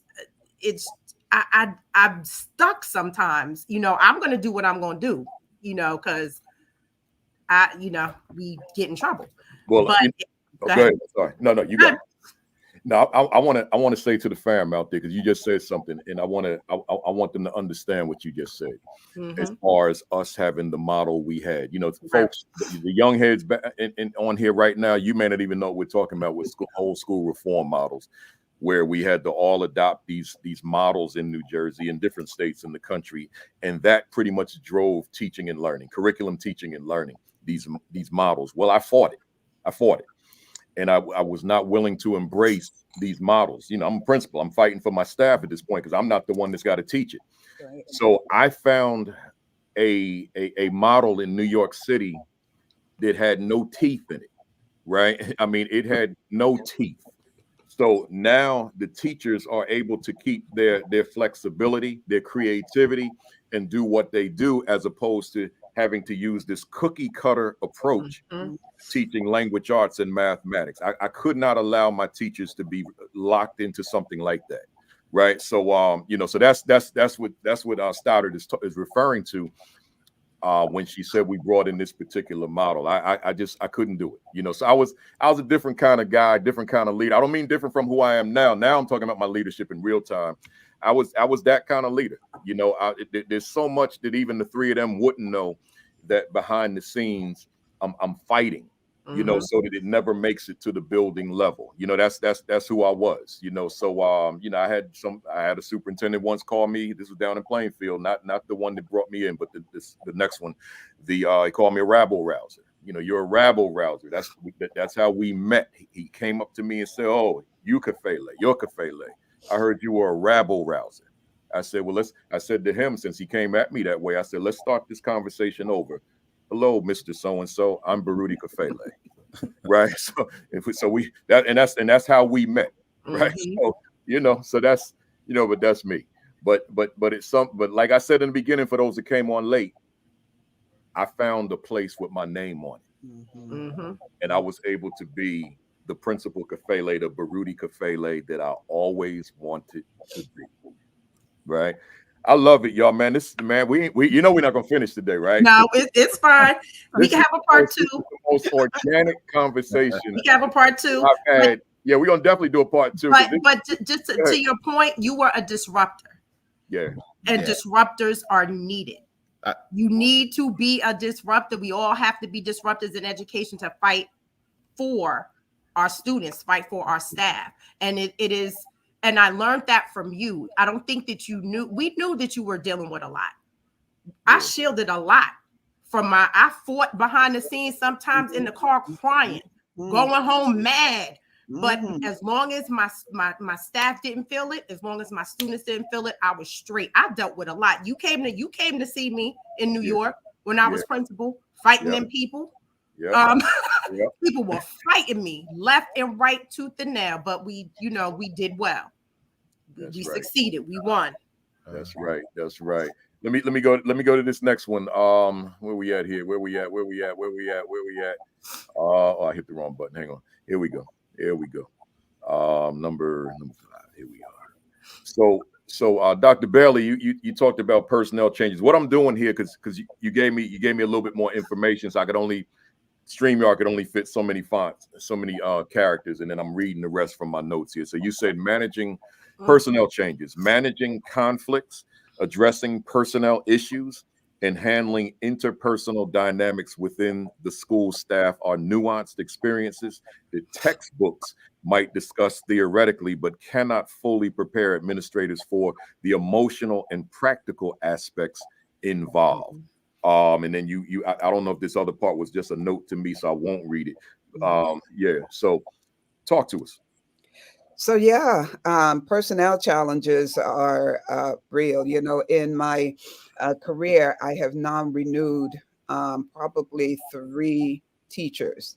And one in particular was, I mean, the stuff that was going on was egregious, to the point where, you know, students were being put out of class, and the boys, especially our little black boys, on a consistent basis. And with that non-renewal, you know, I was told, but I like you. I like those people. I like you people, you know. And yeah, I like you too, but just not for this building, not for that classroom, not for the school. And so with that non-renewal, I mean, it was nasty, you know, to the point where there were legal ramifications, name being dragged through the mud, you know, calling Trenton. It was just, yeah, textbook doesn't prepare you for that. No. How do you deal with it and still look to maintain a level of decorum, you know, still look to fight for the well-being of your students, and the replacement, you know, when you can handpick your staff, boy, it makes all the world of a difference. You know, I watch some of the students in that class, and I won't call their names now, are on national TV as a result of being a disruptor, Judy, disrupting that toxic environment, removing the toxicity and replacing it with folks who love what they do and love the children and would hold them to higher standards. And yeah, no textbook can prepare you No. or how folks will drag you or try to drag you through the mud, how try to discredit you only because you're looking for the best possible solution, best possible staff for your students. You know, I tell them all the time, the teachers, you are the most a crucial person that child will have every particular year you stand in front of them. You can make or break that student in terms of their educational career. And when you see folks who are, again, looking to break, no, we can't stand by while that happened. And no matter what it costs, no matter what the cost, you have to make sure that you're fighting for the well-being and the educational validity, if you will, of your students. You know, listening to you, Dr. Bailey, it inspired me to want to just holler at the fam once again. Hey, somebody out there. And I'm looking right at my camera on this one. Hey, somebody out there, listening to what Dr. Bailey just said. If there's somebody on the call right now, or who will see the video later on, and you're involved in a battle right now, a war right now, turmoil right now, between you and a direct supervisor, or you and someone else who has rank over you, authority over you as far as position, do know that you're not alone. Right? Do know that you're hearing that just from the statements that Dr. Bailey made about just, you know, dealing with personnel issues and challenges, right? Do know you're not alone, but I'm gonna add to that. Do know that when you become that advocate, that fighter for staff, for students, for parents, for community, when you make the decision to go against the grain, Mm-hmm. you're going to be in a war. Mhm. Make no mistake about it. So you gotta go here first and have a conversation with the person in your mirror, and you have to decide, who am I going to be? And then you got to have some plan B's in place, and plan C's and D and E and etc. So that if the stuff does hit the fan, you good. Because I'm gonna tell you, I promise I ain't gonna preach this. When I was at my termination hearing, and the board, and this was on the news channels, because I got the videos, and the board president said, "You are not sounding like somebody who's fighting for their job." I'm quoting him because I spoke at my hearing, right, public hearing. He said, "You're not speaking as someone who's fighting for their job." My response, I'm not. I'm not fighting for my job. I'm just laying out the truth, but I'm not fighting for my job, right? So, but see, I don't want to be reckless with someone out there on the call. Right. Everybody can't be somebody else. Everybody can't be wired to be Kafele. You can't be wired to be the next. You can't be wired to be Bailey, Stoddart, Stackhouse, whomever. You're only wired to be you. So you have to determine, okay, who am I in these tight situations, right? Because again, like let me just talk Black history real quick. This ain't about me today. It's about y'all. But we're in the third day of Black History Month, and I always say, okay, you can't pride yourself on knowing the history, on quoting the history, but you're not going to live the history. So you running around here all excited about these various different figures in history and the big things they did, the transformations that they made. Okay, well, now it's your turn.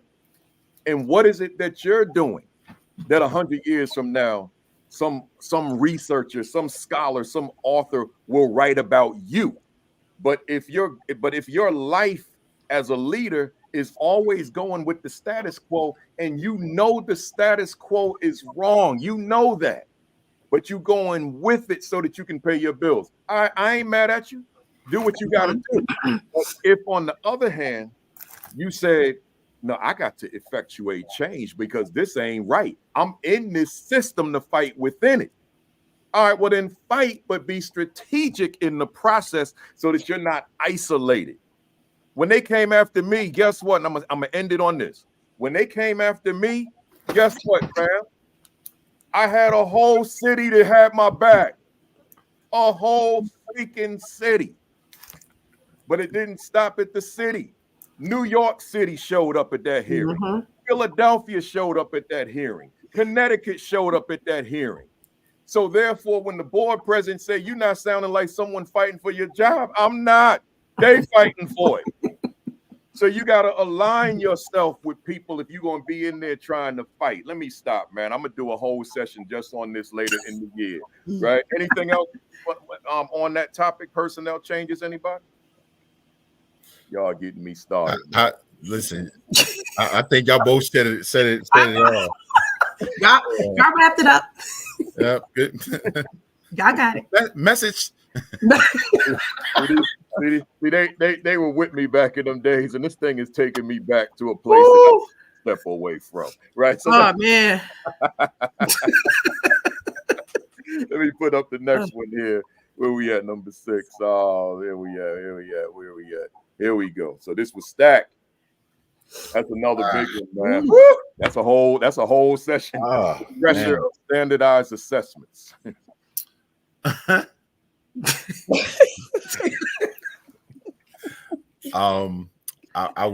want to start this by saying again that the standardized assessment does not make up the totality of the student. Right.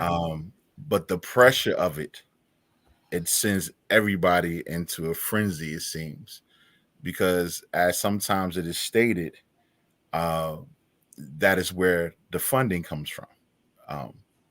And it's important. Not, you know, I hear that part sometimes, and it's a reality. But as far as the pressure is, when we think about it, it blocks out all the other components that allow a student to grow and nurture and become their fullness. While math and reading is important, and we all trying to figure it out through the various strategies by breaking down the standards and what they mean, and stop teaching to the book but teach to the standard. We're doing all those different things, but at the end of the day, does the child feel the joy of it? Does the child feel that it really matters? So when we are just going to just teach because we need them to pass the standardized test and lose that other part, that part that helps them to smile or to feel confident about themselves, it becomes problematic. But people are afraid to, as they say, what is it? They're afraid to color out the Outside border. Mhm. And I always say this because coming from that first experience at East Orange was we did test. We weren't overly tested like we are now, but we did it in a way that it included various aspects of just who people were, whether it was you all with debate, whether it was with science, technology, the African-centered studies. We didn't throw out the baby in the bathwater. We added something to it. And we had people that were willing to come in at 7:40 in the morning and leave at 3:35 because we had to extend our periods in order to do so. But we found that our students who became academically sound, but they also understood their purpose, or they had they aligned themselves to where they wanted to go in life, simply because of the fact that we didn't just base it off of numbers and just off of, well, read this text, comprehend this text. We were doing critical thinking when it came to debate. We were doing critical thinking when it came from teaching those other subjects. We were doing critical thinking. Well, I think it was Mr. Whitaker had the chess club going on. We had programs and things that sparked the mind of the student, and we sparked the mind. They're able to transfer those same skills into taking these tests and to doing these things, and they were quite successful. And I always wondered, and you could tell us, Kafele, I never understood how a design that worked and students prospered and teachers were willing to work. How do you, in your right mind, shut down that program?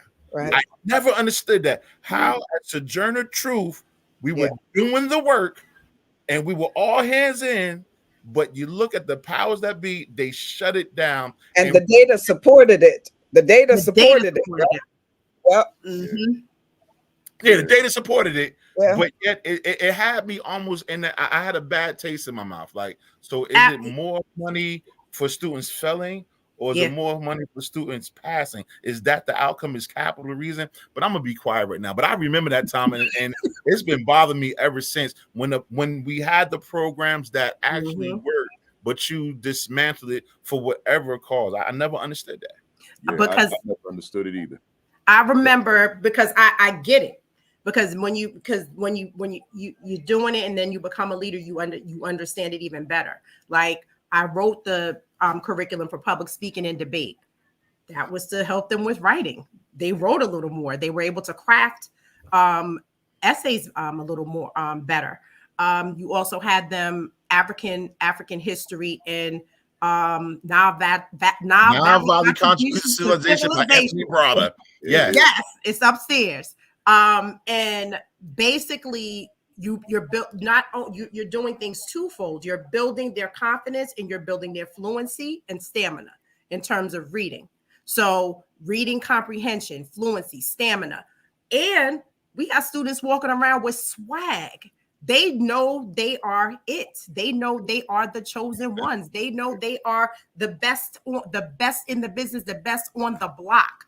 That year was a great year for me. In terms of, I did super well. I mentioned it in my bio, but it was because of all of those things and just the community that was created within the building, the family that was created in the building, because we keep coming back to that relationship building. I even mentioned it in one of my, one of the one of the notes I sent to you, emotional intelligence. Yeah. You possessed emotional intelligence before that became a thing. Mhm. And emotional intelligence is extremely important because you get the best out of your staff. You're able, you say, oh, how can I can put this person on this committee because this person likes to lead. I can put these three together because they like to get to work. You know how to effectively distribute tasks. When you have emotional intelligence and just how to basically work with your staff, like how am I going to make this announcement? I got to make it this way because I have a staff that's a little sensitive. I got to be very ginger. I got to word this, watch my words, taste them before they come out of my mouth. So I don't, crash, have like 3 crash and burn in a corner. So, I'm basically Wayne, Stackhouse, absolutely. It's about creating a connection with the subject area, so the students will learn it and not just perform it, so they can carry the learning with them. So when you learn, you'll perform. If you understand what you're doing and you connect to it, you will absolutely do well. I think that we get caught up in we gotta this has to be a 10% increase, 15% here, 20% here.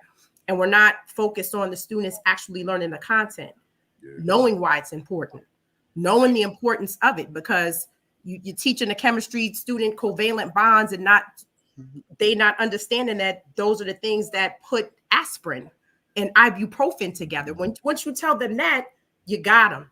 Now they understand. They're gonna, when they take their test, they're gonna say, "Oh yeah, ibuprofen." Something as small as that.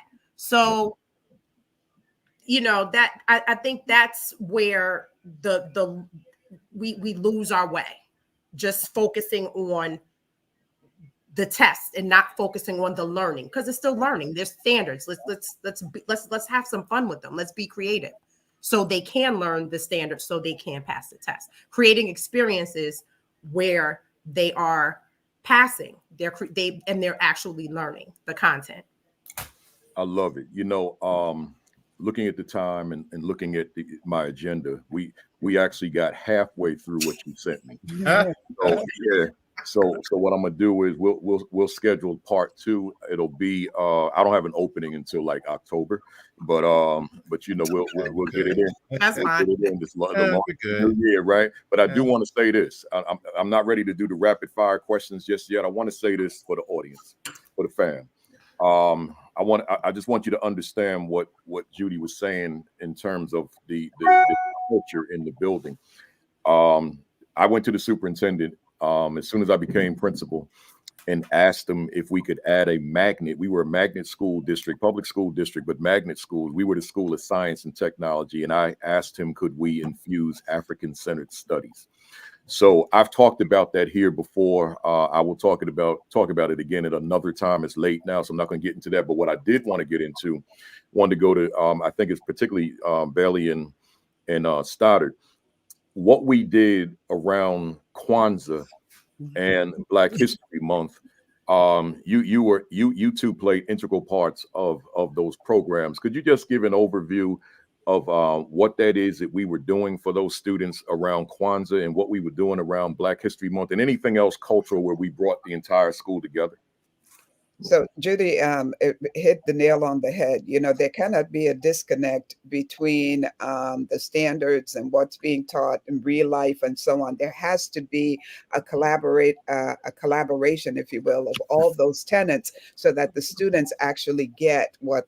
And so that's where the Kwanzaa and the Black History Month program came in, where students were writing pieces to perform in the Kwanzaa show in our Black History Month program. They were, even in addition to all of those things,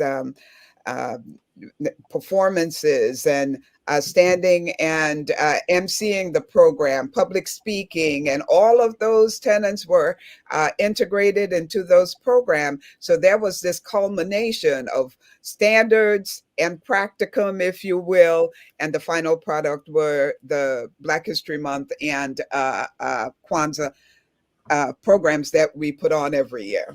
Yes, we were the co-chairs of the IDB Wells Committee that Mr. Kafele created, and Stack was the unofficial member. And we used to put on great performances. And the students also learned, because we said, okay, if you want to be a part of this, you need to research ABC. You need to research this song. Why is this song important? What are you going to sing this song? I remember a particular time, may she rest in peace, Miss Hooks, Betty Hooks. Yeah. She okay. Man. She basically, that took me a minute. That was hard to say. She basically cried during one of our performances, because we basically had like a scene with April singing Wade in the Water. Yeah. And we had one of the students doing poetry, and somebody was picking cotton. She cried, because she said she remembered, it touched her, because she remembered how she used to pick cotton as a child. And, in Georgia. So, the students wanted to be, they were lining up outside our doors to be a part of this. And it also encouraged them to do well in their academics, because if you're not doing well, you're not in the show. Yeah. But hear that, they wrote the script, they wrote the plays, they wrote poems, they researched, again, a culmination of all of, we have to connect the dots and help the students connect the dots. And this was a means of doing that, where there was joy in learning that. They enjoyed it. And there was a final product that was absolutely beautiful. But I would say, but it had to start with that vision, having the right people in place to help build the capacity of the students to do so. Yeah. It's always a teaching moment. It's always to show them, and Ida B. Wells. That, listen, I remember this time. I don't know about anybody else, but as a male educator, but Black male educator, say that it can be somewhat different. I'm not trying to separate the sexes, so please don't be upset. But oftentimes there are issues that come up against us, that as much as people say they want us in the building, we either are emasculated or we are put in the category of just being the security guard, if you will. And all we understand is just to move here, move there, that type of thing. But I would say, because of the culture of our building, that wasn't the case. And IDB Wells, I remember you all did this, I don't remember this, but they did one of these shows, and they had a segment where they shouted out all the Black male teachers in the building and gave us our moment to have us feel appreciated.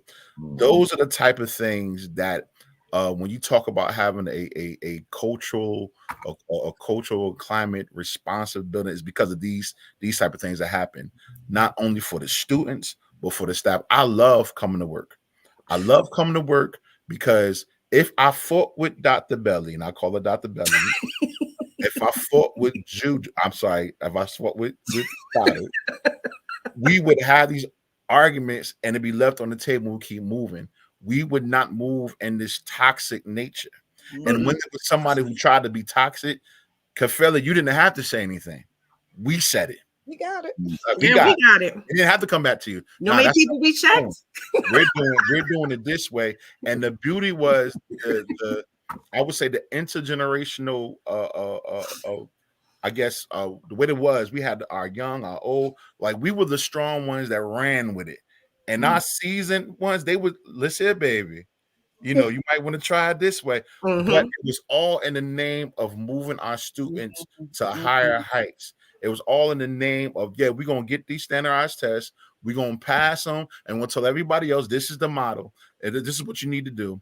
And we had a friendly atmosphere. Yes. And and I'm sorry, but I was spoiled. And I'm upset at you because Yes. you got spoiled. And then when I left the nest, things got different. And I'm not, and I appreciate my journey, all the things I went through, and I appreciate what I got, and I love it. Each of my experience, there was something I gained from it, but it was something unique about that group of people, and you and Kevin at the head. It was just something, and sometimes I want to mimic it, but like you said, everybody has his own image, and we just want to make sure as leaders that we have a responsive cultural atmosphere. We want to make sure that the climate is right, and we want to also make sure that our students are receiving the academics they need. I keep saying Smith on the line. She was definitely part of D Smith, a house historian. So, but even till these years later, we can get together and all of that. I was like 23 when I started with y'all. So this is so long ago, and to see just the fruit, to see the fruit. I'm proud to say I was with these group of people. I'm proud to say that you were my leader. I'm proud of that. Yes. But I know that the mindset is we're gonna do what it takes to ensure that our students are successful, and we take that no matter where we are. No matter what district, what our school, we take that mentality with us. And I'm not just speaking for the three of us, but all those that were connected. And for those of you who are trying to do something different, have a voice. Stop being quiet. Stop lowering yourself and who you are so other people can sound big. No, if you got something to say, say it. If they are leaders, they will respect your voice. They will hear your voice. And even if they don't agree with it, at least they'll allow you to have your voice. Absolutely. This is not Beyonce's mute challenge. Open your mouth. No. Open your mouth. Yeah, Kafele, we will give you your flowers. You created what I call function. You created a functional, not a dysfunctional, a functional climate. This is what you're just supposed to do. Yeah. You're supposed to treat people. You're supposed to be fair and firm. You're supposed to make sure that we had everything to be successful. That's what it was just supposed to be. And having, Stack and I talk about this all the time because Stack has said that. He spoiled us. I said, it's not even a matter of spoiled. This is just what it was supposed to be. Absolutely. And I just want to thank you for showing us that, showing what it is, because I do take a lot of your lessons and I have infused them in working with my staff, my teachers, and my students, because that and just you were kind. And I think unfortunately something has happened. And a lot of the kindness is gone. Yeah. And we need to get back to being kind. We had a horrible pandemic, and what I learned was that what I appreciate is time. Time is very appreciated. There were a lot of people that were lost. I appreciate time. I appreciate my home. I appreciate there's so many things, and I appreciated my vocation. I appreciated the students, and I appreciated the teachers. We need to show appreciation and just general kindness. Yeah. But I want to thank you for showing us a functional environment. Appreciate that. Appreciate it. And you wrote me up, and I was your guy. Stay tuned for part two. No recollection of that. Yeah. Oh yeah, we got some close to. Stay tuned for part two. Hey y'all, we're gonna do that part two, but let's get through these rapid fire BAM impact questions. These are one sentence only or one word only. If you feel yourself inserting a comma, it's too long, right? So it's just we go 777, starting with Dr. Bailey. Of Dr. Daniela Bailey, to Dr. Daniela Bailey, is education on the right path for underserved children? No. Can true equity occur in America's schools for Black, brown, and other underserved students? Yes. Does Dr. Daniela Bailey's work contribute to the progress we desperately need? Absolutely. If you could do a reset on your life, would your line of work be different or the same? The same ministry. Why do you continue to do this work? I love the impact to the lives. What fires you up within the work that you do? Changing cycles, life cycles of students. Judith Stoddart, what do you love about the work that you do? Growth in academics. What do you dislike about the work you do? Unkind people. What has been your greatest victory in this work?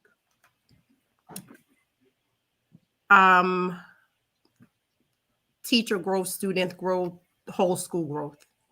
What has been your greatest mistake in this work? Wearing my heart on my sleeve. What has been your greatest challenge in this work? Wearing my heart on my sleeve. Are you proud of were you an assistant principal? Yeah. Are you proud of your first year as an assistant principal? Yes, I was. Yes. Are you proud of your first year as a principal? Absolutely. Who inspires you in your work? All of you. And then lastly, Stack, what are you reading right now? Book, blog, tweet, article, anything? The Bible. There you go. There you go. What book would you recommend to our viewers? Galatians. There you go. What do you want to accomplish that you have not accomplished yet? Expansion. Are you satisfied with where you are professionally now? No. What could you say to a viewer out there who continues to face closed doors? Open them. What could you say to a viewer out there who's lost their fire? Get some oil and set a new one. And if Wayne Stackhouse, Reverend Wayne R. Stackhouse Jr. was a word in a dictionary, what would be your definition? Selfless.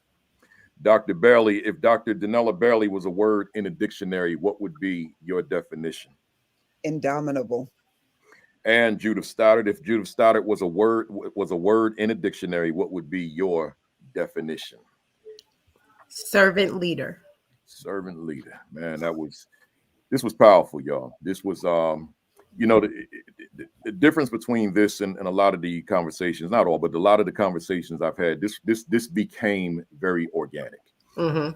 And because a lot of times I'm on with guests that I don't know, I know them from a distance, but here I got folks I worked with for a few years, and I love this. I'm looking forward to doing the part 2. I'll reach out to you real soon so that we can schedule that. So fam out there, they'll be back. We only got halfway there. We got a lot more to talk about. Give me those emojis, y'all. If y'all enjoyed what you heard, if it resonated with you, if it added value to your work, if you could take it and apply it, or if it was just good stuff, give us those emojis. That's how we applaud our guests every week. And I see y'all been started, so I appreciate that. Keep them coming, though. Keep them coming. I see them. All 4 platforms, YouTube, Facebook, Twitter, and LinkedIn. I see them. I even see the Queen got the emojis on there. Let me get my emoji. This is what I use, my Louisville Slugger. Grand slam. Every time y'all came to the plate, you had bases loaded. You batted them all in, including yourself. So that's a whole lot of runs. This is a bat that they gave me in Jefferson County. Louisville gave me the slugger and got my name on it somewhere. Is it that somewhere on there? Yeah. So I take pride in this bat. And then I went back to Jefferson County, and a different group gave me another one. Right. So I got a couple of these sluggers here, man. But great stuff, y'all. Great stuff. I'm sure that there are people on here that may want to reach out to you and maybe have some further dialogue. Give them your social media or whatever is the best way that they can reach out to you. I see all those emojis, folks. Keep it coming. Dr. Bailey, you could go ahead and start. On X, Daniela Small Bay, BA1. On Instagram, Daniela Bay, BAI. And the website is in process, Daniela Small Bailey, www.danielasmallbailey.org. Social media is Judith Stoddart, same name, this would be Facebook. I think I would preferably reach out to me on Facebook. I'll give you my email from there. We can, I would love to chat with anybody. But yeah, Facebook, Judith Stoddart or judystoddart@gmail.com. Judy with an I. Excellent. Yeah. Go ahead, Stack. I'll give the Facebook Waynard Stackhouse Jr. Waynard Stackhouse Jr. on Facebook, on IG Stackhouse99, Stackhouse99.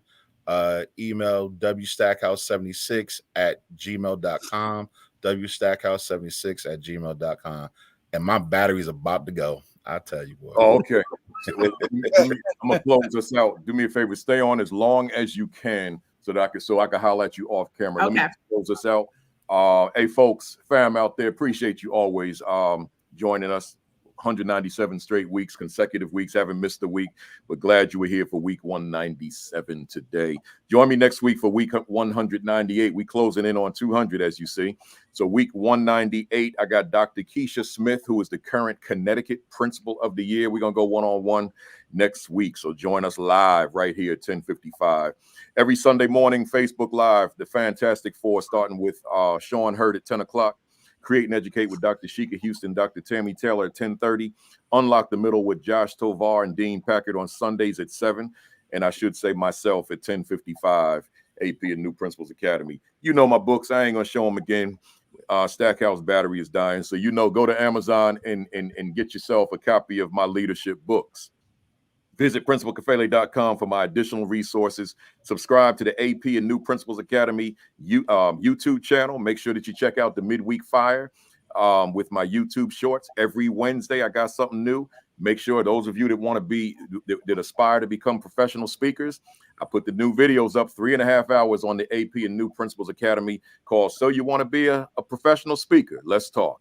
I gave you some of my nuggets. So just go to the YouTube channel and check it out. It's also posted on IG and Facebook and Twitter. Like and follow the AP New Principals Academy Facebook page for the commentary tomorrow morning. School Leadership Institute in Houston, July 9 and 10. Go to principalkafele.com and register, right? So just scroll down on the homepage to the announcements and register. Join me in Houston, July 9 and 10 at the School Leadership Institute. And then lastly, your diet, eat right, your exercise, get it in, and your virus precautions, including COVID-19, but it's more than that out here. Make sure that you are taking care of yourself. Other than that, have a great week. Have an extraordinary week. Have your best week yet. Peace. Peace. Thumbs up. Cock that fist back. 1, 2, 3. Bam. Oh, bam. Yeah, you know that, man. I'll see y'all next Saturday morning, y'all. Have a great week and be safe.